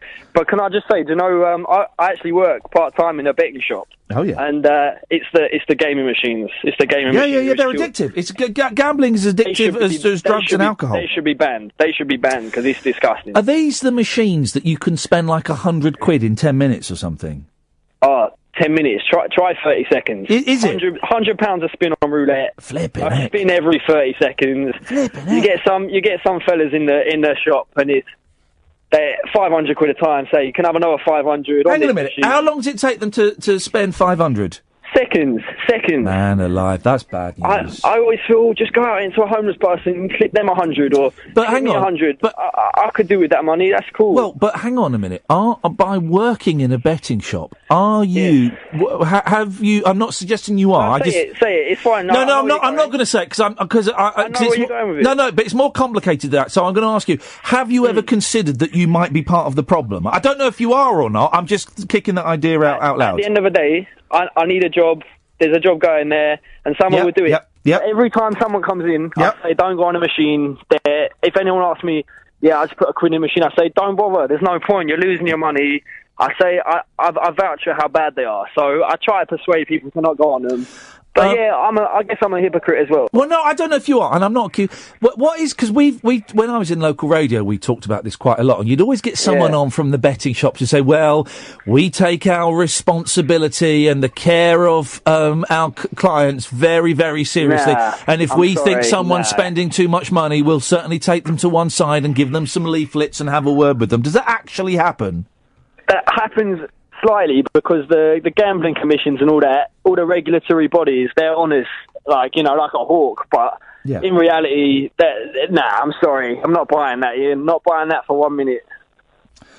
Yeah, I do. Bless you, Catherine. Yeah, I do think that gambling is as addictive as drugs and alcohol and It really sex is, and all of those. and it can ruin lives as well. Yeah. It only takes one day, and someone could whole wages. That's it. Can't pay rent, and then they're on the street. What are they going to do? It's funny because I have had tricky relationships with drugs and alcohol, and I don't drink or take drugs anymore, and I haven't done for it'll be 13 years in September. But Well gambling. done. Thank you. That's good. Thank you, Ben. But gambling has never really done it for me because. And I've been to a casino. Hang on a minute, 'cause I've been to a hang on. I've been to a casino a few times. I'm a member of a casino, and me and my mate Paul will go twice a year. But I always considered it a real waste of money. I just consider it a waste. I like a good gamble, but the way I see it, I think if I put a £5 on, I'm having a good time. People go bowling. They pay £10 for bowling. Yeah. You don't get anything after a session of bowling. Well. You might get a spare or two, but that's it. You don't get anything after. Yeah. Whereas betting's the same. You just get that thrill, and then that's it. So I kind of justify it like that, and it's okay, but just within your limits. Here's the thing, though. When I played roulette, I had a system. Oh, you did. No. Tell me more. And my Tell me more. system worked. The first time I went gambling, right? My mate Paul, and we remember the Grosvenor in just off Edgware Road, where you did your tyres in. And that's me, not you, Ben. here's the thing. I didn't do my tyres. I had a limit of £100, and I always allow myself to go over the limit by 20 quid. And then once I get that, that's it. That's done. And I don't drink, and I don't go out gambling. I don't go to nightclubs or anything like that. But the first night I went, I made £600, which paid for me and my girlfriend at the time to go to Prague and stay in a swanky hotel, fly over there, weekend in Prague, £600, all with my system, which worked perfectly. It's not too bad. Do you want to know the system, Ben? Do you want to disclose the system? Yes, I do, buddy, because I don't really do it anymore. So here we go. Here's the system. When you're playing roulette, forget the numbers. Forget the numbers. And if you're feeling a bit flush, then you put some on numbers, but never just play one number. It's a mugs game. Absolute mugs game, right? You've got 37 chances to win. It's a mugs. Put a couple on a few corners, but it's a mugs game. What you do is you read the tables, right? All of the tables. So there's a dozen tables. They've all got the things going up at the side, what numbers they've had. Red, black, and they've got it in a row, right? If you see a table that's had 7 reds, go and put 20 on black. Black comes up, you double your money. Boom. Right? Next one. Oh, no, that table there has had 8 reds. Go over there, put 20 on black. Red comes up, you lost 20. Put 40 on black. Red comes up, put 80 on black. Black comes up, you got 160. Boom! That's what I'm talking about. That is the system. I love the ambition. I love it. But what happens if it comes in red? You keep, but then you've got Ben. You've got to stake $1,000. Are you willing to stake $1,000? Ben, you have got to bite that bullet, and you keep. And there'll be people going, "Oh no!" Every time you spin the wheel, the odds of it being black or red, it goes back to 0 because the previous ones don't count. That's rubbish. That's science, and that's statistics, and that may be mathematical fact, but in reality, that's nonsense. You've had 8 reds in a row, the odds are you're going to get a black. Oh no, it's the same chance every time you swivel on that. Keep betting it. Be a man. Prague proved that, so that's what you can say to the haters. Ben, they weren't in Prague. Exactly. I was in Prague, Ben. You were in Prague. I had to run out of a public toilet because I didn't know you had to give the woman a tip, and I didn't have any money, and she chased me down the street. That happened because of my system, Ben. Exactly. That would not have happened if it wasn't for your system and roulette. Ben, you're a great call, and you're a whole lot better than that loser, Elliot. Elliot who? Oh, thank you very much. Thank you very much. Thank you very much indeed. It's a great system. And there's people going, oh no, every time you spin the wheel, it resets it. So the odds of it being black or red are exactly the same each time you spin the wheel because the previous ones don't count. Get a life, Square. Listen, I have made big bucks using that method. Big bucks. It works. It's never failed me, maybe once or twice. But that is it. Every other time, boom, I'm in. Hit those ads. Late night Iain Lee. On air and off the leash. On Talk Radio. We have ways of making you talk. I don't get this. You are 7 times more likely to be murdered than you are to win the lottery. Wait until the 6th time, then spank the lot on tickets. I don't understand that. Maybe my brain is bubbly wobbly right now. I feel a little bit nauseous. But not long to go now, dear listeners. Simon! Is that Iain Lee? Is that Simon? Oh, I'll get him for you. Hello? Hello, Simon. Hello, how are you doing here? Good, thank you very much indeed, mate. What have you got for us? It's been a long time since we talked. It was almost a year ago since I got sacked off the radio. Yep. You didn't fulfil the services. Well, you say that, but I did. But anyway, I've got a new proposition for you. You didn't, and you let everyone down very, very badly, so we had to let you go. But that's fine. Go on, what you got? Okay. I noticed you put in a request for my help on Twitter regarding some marketing. Now, I'm an award-winning marketeer. Hang on a minute. I don't think I put in a request for you. I asked people who had experience with Facebook ads if there was any way I could... It was almost like you put like a bat sign in the air. Well... And it called for me. And I'm here to deliver your dreams. Okay. Do you think you talking about Facebook ads on the radio is going to be exciting listening? No. What is, though, is I want you to set me a challenge. Okay. Okay. Don't call me again. What is your dream? Not for you not to call me again. And if I deliver this dream, I become your agent. Well, no, because then you wouldn't then I wouldn't get any work because my agent needs to call me. The thing is, though, Ian. Yes, son. I'm promising to deliver your dream. The moment you phoned me up with a job, you would have broken your promise. So therefore, I'd have to fire you as my agent. What do you mean? My dream is for you not to call me again, and if you fulfil that dream, you become my agent. But then you'd have to phone me up to get me work. No, I can text you. Nope, don't work like that. WhatsApp you. You've got to phone me up to discuss it. In this modern age... Nope. We can Skype. Bill Murray. No one knows where Bill Murray lives, and his agent doesn't know where he lives, and his agent doesn't have his phone number. All he has is a number for an answer phone service, and he phones up and he says, "Bill, it's Terry, your agent. You've been offered a job. It's $1 million, and it's with Wes Anderson, and Bill will listen to the thing if he likes the sound of it. He phones up his agent from a payphone in the desert. This is true. Shut up. Honestly, this is true. He phones up his agent from a payphone in the desert and says yes. If he doesn't like the job, just doesn't phone him up. That is absolutely true. No one knows where Bill Murray lives. Fact. So set me a challenge for you. What do you want? I've done. Just don't call me again. That's a little bit mean, isn't it, really? Well, what? I don't know what challenge... What kind of challenge... What are you trying to advertise for? Well, what do you want this marketing for? I want to get a lot more listeners. Okay, and if I can deliver you that... Well, that would be very kind of you. Thanks very much. But if it's... if it's anything like this... If it's anything... Yeah, if it's anything... There you go, an extra listener. If it's anything like this phone call, you'll be losing listeners.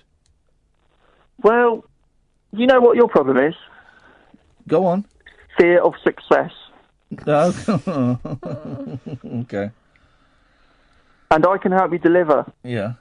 Together, we can become a powerful force in this universe. Okay. And we could both make millions. Okie dokie. I'm talking to Kath, by the way, not you. Okay, thank you very much indeed. I'm being sent... hey, man, remember Russ? Says Gareth. Well, stuff went down on Facebook tonight. It's hilarious.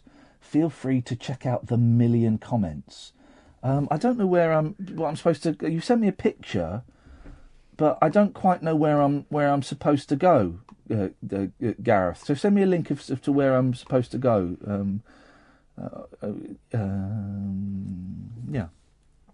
0344 499 1000 is the... ow, my tennis elbow. Oh, blimey. It really hurts, man. It really, really hurts. But because I'm trying to be brave and tough and present a different show, because this is obviously what people want, is me being Mr. Jolly Bollocks, then this is what they want. So I'm not allowed to talk about feeling ill. All the pains. Not allowed to talk about feeling ill or rotten or... Or the wibbly elbow. Listen to this. It's a song, isn't it? When you were young and your heart was an open book. You used to say, live and let live. You know you did, you know. Oh. No. Let's do it. This is for Roger Moore. This is. Oh no, please. When you were young. Well, hang on, what's the opening line to it? Yeah, when you were young. No, it's not the opening line. Yes, it is. No, it's not. Yes, it is. The opening line is not when you were young. The opening line is when you were young. No, it's not when you were young. It is. It is not. It is. When you were young and your heart. Is it? I don't think that's the opening line, is it? When you were young and your heart was an open book. All right. Don't argue. It's for Roger Moore, this. It's too soon. When you were young and your heart was an open book. I'm doing the head and everything.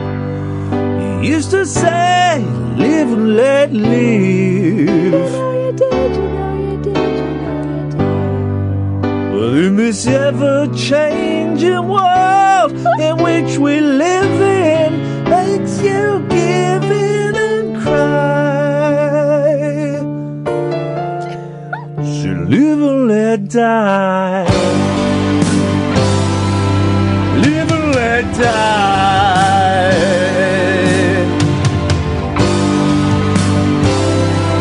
Live and let die.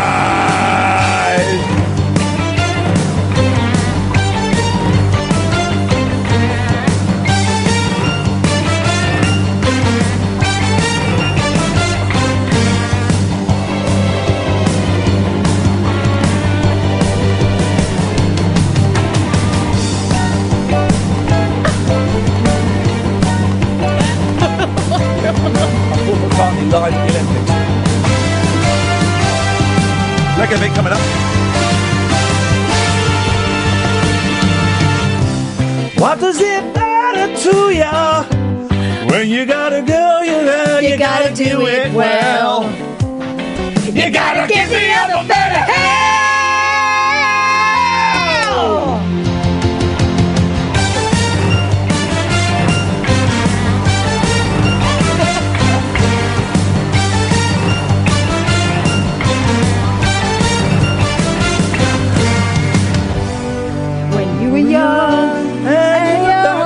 Catherine, what? Catherine. I was helping you out. You forgot the words. You're too busy grooving. Didn't forget the words. That bit was actually instrumental. Elliot. Hello. Hello, mate. Sorry, but we've got Bill now. Was that his name? Ben. Ben. He's a good caller. He's a good caller, Ben. He is a good caller. I was impressed. He got the whole bit from break to break. Yeah. Solid call. You've got about 30 seconds, Elliot. So try and squeeze it out if you can. Scrabble Scramble. Oh. No, that was good, that game. I've still got that. My kids love it. Yeah. Oh, no, I'm thinking of Marble Madness. Hang on. Oh, I've not had that. I had Marble Run. Marble Run, where you got to get the marble around the maze. But the maze has got like a vibrating bit. Yeah. Yeah. Yeah. Ben would have delivered it so much better. Oh, he would have done, wouldn't he? Yeah, well, that's Ben, innit? Wow, someone's got an attitude, and we don't really want attitudes on this show, Elliot, so maybe we should say goodnight to you. Maybe. Yeah, we go. Not having that. Don't come on here dissing Ben. Don't come on here being rude about Ben. Don't come on here with an attitude about Ben. How dare you? How bloody well dare you? Ben wouldn't have done that. So the dog turned up, but the sheep didn't. No, of course it didn't. And the mystery has deepened as Blake appears to... to put on weight. Yeah! And the mystery has deepened. This is the sheep and the dog that went missing. The dog's turned up. There ain't no sheep. The mystery has deepened as Blake, the dog, appears to have been fed and well looked after. Says it leading to speculation he may have been kidnapped. Last night, Miss Hayward, 22, was told to get a life. There was also a reported sighting of a lamb and dog being picked up by a driver close to her home in the... What? Like, for sex? What? For sex? When a driver picks up people who've gone missing, they've used them for sex. Has he still got the lamb as a sex slave? The fact that your brain goes there... Hey, listen, if I'm thinking of it, someone else is thinking of it, and someone else is getting a boner because of it. Wow. The mother of two remains hopeful, humans I'm hoping, Bella will be found and believes she may have been picked up and put in a field with other sheep? Because that happens, doesn't it? A number of times I've found lambs and put them in fields with other sheep. You look like each other. Go and be friends. Blake was returned on Saturday afternoon by farmer Becky Stamp, who said she had found him wandering in the road 2 miles from Miss Hayward's home in Nottinghamshire. Oh, did you say that, Becky Stamp? Miss Hayward said, he seemed pretty excited to see us, and we were ecstatic. I've got my baby back, but I'm concerned about what might have happened to him. If he'd been living in the forest, he would have been skinny and been covered in ticks. But he looks as if he's been fed and around people. Also, it doesn't answer what happened to Bella. God, it answers exactly what happened to Bella. What does the dog have to do? Poo out a bowl of wool? I say a bowl of wool. Yep. Why would it be a bowl of wool? That's okay. We can cut that bit out and make it sound good. Good, yeah. We'll do all that afterwards. 1-year-old Blake and Bella, who would now be 8 weeks old, they're too young really, kids these days, became inseparable after Miss Hayward adopted the lamb. They went missing from her garden on May the 8th. Where were you on May the 8th? Dozens of volunteers and pet detectives with sniffer dogs joined the search. Pet detectives. A heat-detecting drone was also used, and cameras were put up in the woods to try to spot them. What? Mrs. Stamp, Becky Stamp. It keeps going back to Becky Stamp, the woman who found the dog and had and invited the police over for a lovely roast dinner. Mrs. Stamp, 40, who lives at Witham St Hughes near Lincoln, was passing through the area with... Now, why do we need to know that? Here's the thing, right? If you're telling a lie, right, you just go... The thing is, you don't go into detail. Because whenever... I think if they go into excessive detail, it's obviously a lie. Yeah, exactly. If you're phoning up sick for work, you just phone up and say, I'm really sorry, I was throwing up last night, I won't be in for a couple of days. Or I'm really sorry, I've got a migraine, I'll be in on Thursday. You don't phone up and go... What happened was, last night we had this... It was this lamb moussaka, and I know Stephen got very ill, and like an hour later, I had these stomach cramps, and we don't do that because they go, liar. Just phone up and say, look, I've got the squits, I won't be in for 2 days. Now listen to this. And I'm not for a second, for legal reasons, I'm not for a second suggesting that Becky Stamp had anything to do with this. But just listen to this. Mrs. Stamp, 40, who lives at Witham St Hughes near Lincoln, was passing through the area with her 4 children to go for an ice cream when she spotted Blake. It's a lot of detail. That is a lot of detail. If I hadn't been going slowly, I'd have hit him, she said. Mrs. Stamp was not aware of Bella and Blake's story, as she doesn't read Britain's most racist newspaper. But her daughters looked up missing dogs on the internet on their phones and realised they'd found Blake. Ka-ching! Stop. Missing dogs on the internet? The farmer wasn't interested in the 1,000 reward offered by TV host Philip Schofield, who has also been walking along a bridge, been out shopping in Manchester, put his thumbs down to knives, and is handing out food parcels at Heathrow. He's not thought of that. He will do. They will take a picture of a sandwich. Tomorrow, by the way, guys, tomorrow we've got not only Stephen Page, formerly of Bare Naked Ladies, on. We've got with some world exclusive news. We've got world exclusive news. We've also got Stephen Murdoch on to talk about the situation at BA, and he's also going to be calling in on he's got this new app, right, that he reckons will revolutionise broadcasting. We might be able to use this for New York. He's going to call in on a mobile phone, and it will sound like, he says, he is sat in the studio next to me. It will transmit in HD, so it broadcasts the audio in HD and 3D, and it will sound like he's in the studio, and it's an app, and it costs you 69p. This is a game changer. This is going to revolutionise broadcasting. We won't need studios anymore. Is it his invention? No, I don't know. We'll get the details of him. We aren't money grabbers, and she drove off after handing the dog over. Yeah, I bet she did. Can we inspect the dog, please? Mrs. Stamp, who keeps sheep herself. I bet she does. Are they always hers? I'm joking, guys. It's a little bit of fun before she starts suing me, but...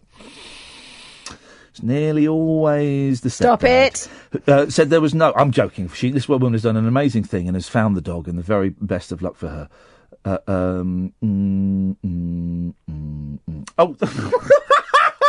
they didn't waste any time. In the meantime, so this is the family with the dog, and the dog's been missing 3 weeks. Mm-hmm. They've got a new dog. Yeah. Have they? There's a new addition to the family, Nala, a 6-week-old Rottweiler German Shepherd Cross. When you lose a dog, you don't go out and buy another dog until you know the first dog is dead. That's like your husband dies, you bury him, and you've already got... Not quite. A bit. But that's like your kid is late coming back from the shops, so you have it off with the bloke next door to get a new one. That's standard, right? Yeah, here we go. Late night, Iain Lee on Talk Radio. We have ways of making you talk. Oh, man. The Hulk was in here the other day, you see that? The actual Hulk. Lou Ferrigno. Did you see that there's been some sort of disturbance? There's been a Him disturbance and Flash in Gordon. the force. Yeah. Hang on a minute. Where's my... here it is, page 17 of the Sun. Because the Hulk was in it. The Hulk was in here. Was he? For Paul Ross. I'm glad I didn't see him. I was always scared of him. I like Lou Ferrigno. I told you I used to watch the Hulk every Saturday, but I only used to see the bits where it was David Banner. Hulk smash Flash. Raging stars separated by fan. Just a minute.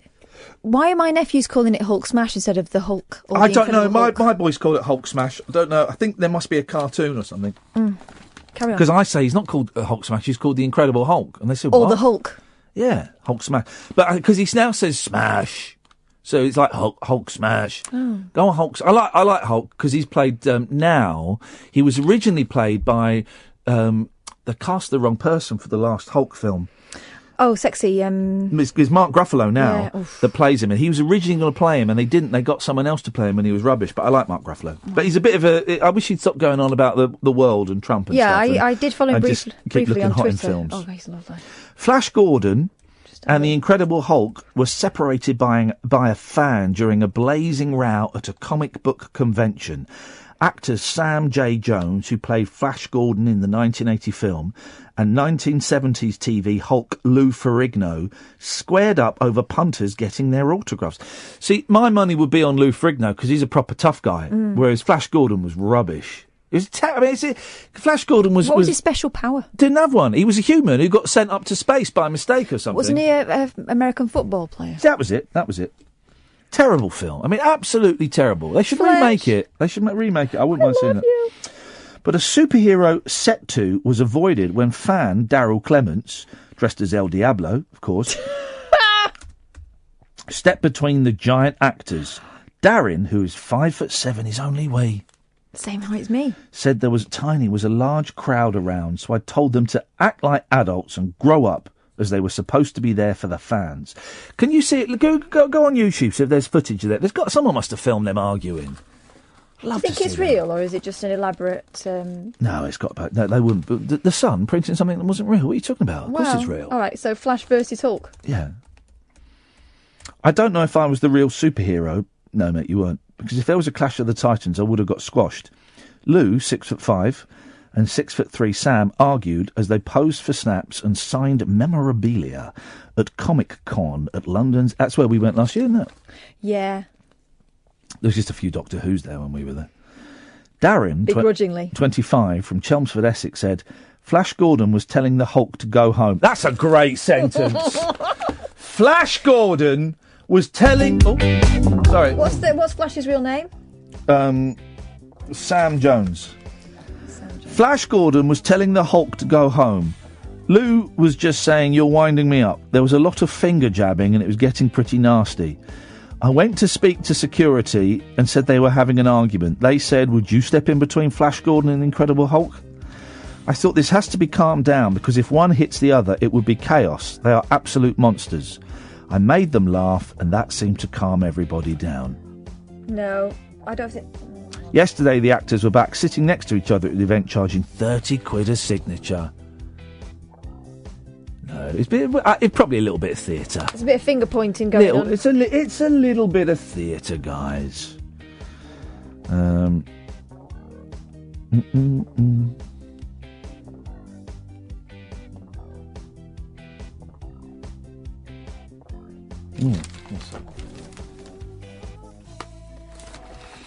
I suddenly feel very tired and my head feels very fizzy. Very fizzy. I'll go home and take my tablets. That's what we'll... Fun. Hey, let's have a break, then we'll come back and do this. Late night Iain Lee. Unfiltered night talk with the original king of unconventional conversation on Talk Radio. We have ways of making you talk. It is weird. When I started doing radio, people would listen to you in the area that you were broadcasting to. I mean, the first thing was in Milton Keynes, so people would listen to Milton Keynes. Then I was on XFM, and so people would listen to us on London. Now you broadcast... We've got Roberts listening in South Carolina. Oh, my. Isn't that funny? I don't know anything about South Carolina. I've been to the zoo there. Have you? Yeah, my sister used to live in Georgia. Oh, really? Mm-hmm. I imagine it's be hot. Yeah, it was hot. There we go, Robert. It was beautiful. There we go. It's beautiful and hot there, Robert.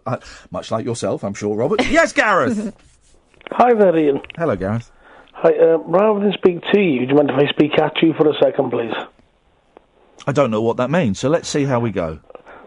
Well, I've had a very hard day. Basically, I just want to vent about my own personal problems. Vent away. Well, a couple of years ago, I was sectioned. Uh-oh.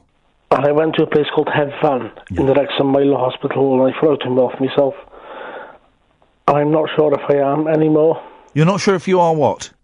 Doing well. Go on, why not? It's just a struggle. It's a struggle, to get up and... Yeah. So, I feel like I'm reading your show here. No, not at all. No, not at all. This is a place where listen, I've been doing all the jolly stuff because, but people are more than welcome to call in about and share their struggles and their ups and downs, man. So don't worry about the show. I'll worry about that. You tell me what's going on that's so tough for you that you've called in. But I went back to work. I was signed off for 2 years. Yeah.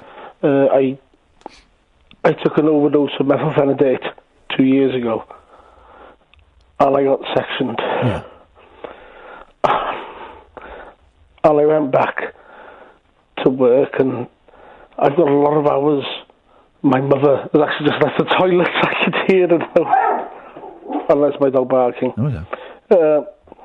Sorry, that didn't sound good. But it's hard, isn't it? Yeah. For some people it's hard, and for some people it's not so hard, and for some people it's hard sometimes and not other times, and for a handful of people I genuinely believe it's easy. But can you put your finger on what is hard? Or why it's hard? I know those are tough questions. Yeah. Why it's hard? Why it's hard, it's what people think of you. That's what the toughest thing is. The toughest thing is what people think of you when you have such and such a problem. Well, have they told you what they think of you? No. Right. So, and may I suggest that maybe you're worrying, you're making up what they're thinking about you? Possibly, actually. What do you think they're thinking about you? That you're nuts? Yeah. And what, yeah. They might, all right. Imagine the bloke you work with thinks you're nuts. What does that mean to you? Why is that necessarily a bad thing? Well, there's humorous nuts like Dan Aykroyd or Steve Martin, and then there's crap nuts like Peter Sutcliffe. Has anyone said Peter Sutcliffe to you? I've got a beard and the same hair. I get it all the time. Well, come on. You don't make it... I don't make it easy myself. If you're going around looking like Peter Sutcliffe, then you maybe... But no one has said... I mean, has anyone actually said, because you've been sectioned, you're Peter Sutcliffe, or are they saying Peter Sutcliffe because you look like the Yorkshire Ripper? It's because I look like the Yorkshire Ripper. Okay, right. And what have you told them what happened and what it was like? Well, I told some, my boss knows, and several friends. But it's hard. I live in a small village called Raben, where Mark Hughes, actually the footballer Mark Hughes is from. Okay, I don't know that name, but go on. He's with Man United. I don't know that name either. I don't know anything about football, so... Well, basically, it's a small village, so... Everybody knows everybody else's business. Yeah. Right. So you got sectioned, who try and stab and so on and so forth, and... Yeah. I don't know why I'm venting at you, no offence, Ian. No, it's good. We've got another 10 minutes, so you say as much as you want, and if you want to hang up, then you hang up. It's all groovy, man. Oh, thank you. No, it's groovy, it's fine, and if we don't finish it tonight, you can call in tomorrow. Well, how long have you been back at work? 4 months, but only 2 months according to the DWP. Okay, right, okay. I know what you're saying. Don't give him my number. I know what you're saying. And do you think maybe you've gone back too early? Well, no, because I enjoy it when I'm there. Yeah. Oh, hang on a minute. So this concern that they're thinking you're a nut job and straitjackets and, potential murder. So when you're at work, you're enjoying it. Is it just when you get back home that you're worrying about what they think? Yeah. Isn't that interesting? Because I assumed it'll be there while you're there, and if someone goes off to make a cup of tea and they've gone a bit longer, I thought that you'd be getting a bit power about that, but it's not. It's when you get home. Yeah. Isn't that funny? Because I work in the bar, and it's like, what have they said about me today? Yeah. And they've had a drink, and when the odds are they've probably said something when you first went back. Probably, almost definitely said something when you were sectioned. Probably said something when you first went back. But if you've been back there for, let's say, 2 months, they probably got bored of talking about that, if they were talking about it at all. And have you ever considered, and I don't know these people, so I don't know, I'm just putting these ideas out there, instead of them thinking that you're a schizo and you're a potential murderer. I am actually a schizo. Are you a schizo? Yeah. Well, then we'll use the term schizophrenic then, because I don't mean it to be. I don't mean to say. I'm schizophrenic. All right, fine. Okay, but then we'll say schizophrenic then, because I don't mean to use it as a derogatory term. I'm using myself. And you got like meds and stuff, yeah? Amisulpride. Okay, right. I don't know what that is, but as long as you're taking what the doctor says, that's all groovy. Yeah. Has it ever crossed your mind or your minds, that maybe instead of them going, oh gosh, I really hope Gareth doesn't kill us, that actually perhaps they're thinking, God, I hope Gareth's all right. It sounds really horrible what he went through. I wish I knew what to say to him to let him know that I'm on his side. Maybe they're having or have had those conversations. Do you know what I mean? Yeah. That perhaps instead of them being nervous conversations and fearful conversations, actually they could have been having concerned conversations about you and about what they could do to make things easier for you. With all due respect, a bunch of 70-year-old ex-miners in a small ex-mining village. Yeah. I doubt they'd be thinking that. There might be one or two. I think you'd be surprised. Honestly. But also, what if they are saying it? What if they are saying those things? Why would it matter to you? Because everyone wants to be loved. Everyone wants to be liked. Everyone wants the people to think the best of them. And it's while I'm working in this pub, and I want the people to think the best of me. Yeah. And it's the only I've always been a performer. As a child, at the age of 8, I played the Apple Dodger in a shitty in a poo Amdram. Yeah. In Llangollen. Yeah. Small village, and I've always wanted to be. I've always wanted to be loved. Do you do Amdram now? No, I did a few voiceovers for the productions, and I sorted that off. And then why don't you do Amdram anymore? Well, I went to university and I did a bit of work for Willieback Productions. Yeah. And I kind of fell out of love with the harshness of media. Yeah. But the thing with Amdram, because I did Amdram years and years ago, is there's a few egos there and there's a few people who have got ideas above their station, but there's generally people that do it just because they love it. Well, I went from that, I did doing professional voiceovers, because a friend of mine runs a production company for radio production, and then doing voiceovers. Sorry, Mum. The dogs. Sorry, Mum. It won't be long. We've got another 6 minutes, Mum. No, and then I was doing voiceovers for a production company, and I don't know. Do you know what I mean? Yeah. But sometimes once money starts getting involved and it becomes a job, then it becomes a different thing. Whereas amateur dramatics, people just do it because they like doing it. And, that's why they give up their spare evenings and their weekends and stuff. I don't know, maybe it's just you're saying you're creative and, you're a bit of a show-off. And I mean that in a complimentary term. It might just be worth... It might just be worth looking, into the local group, or see if there's a group nearby that you can kind of get involved in. Because when I did Amdram, it was like when I was 17, 18. Everyone, it was all very supportive, and everyone was, was keeping an eye on each other's backs. I don't know. It's just an idea, and it might not be appropriate for you. No, that's completely fine. Yeah. It's nice to talk to somebody. Yeah, I bet. Have you got any friends in the village?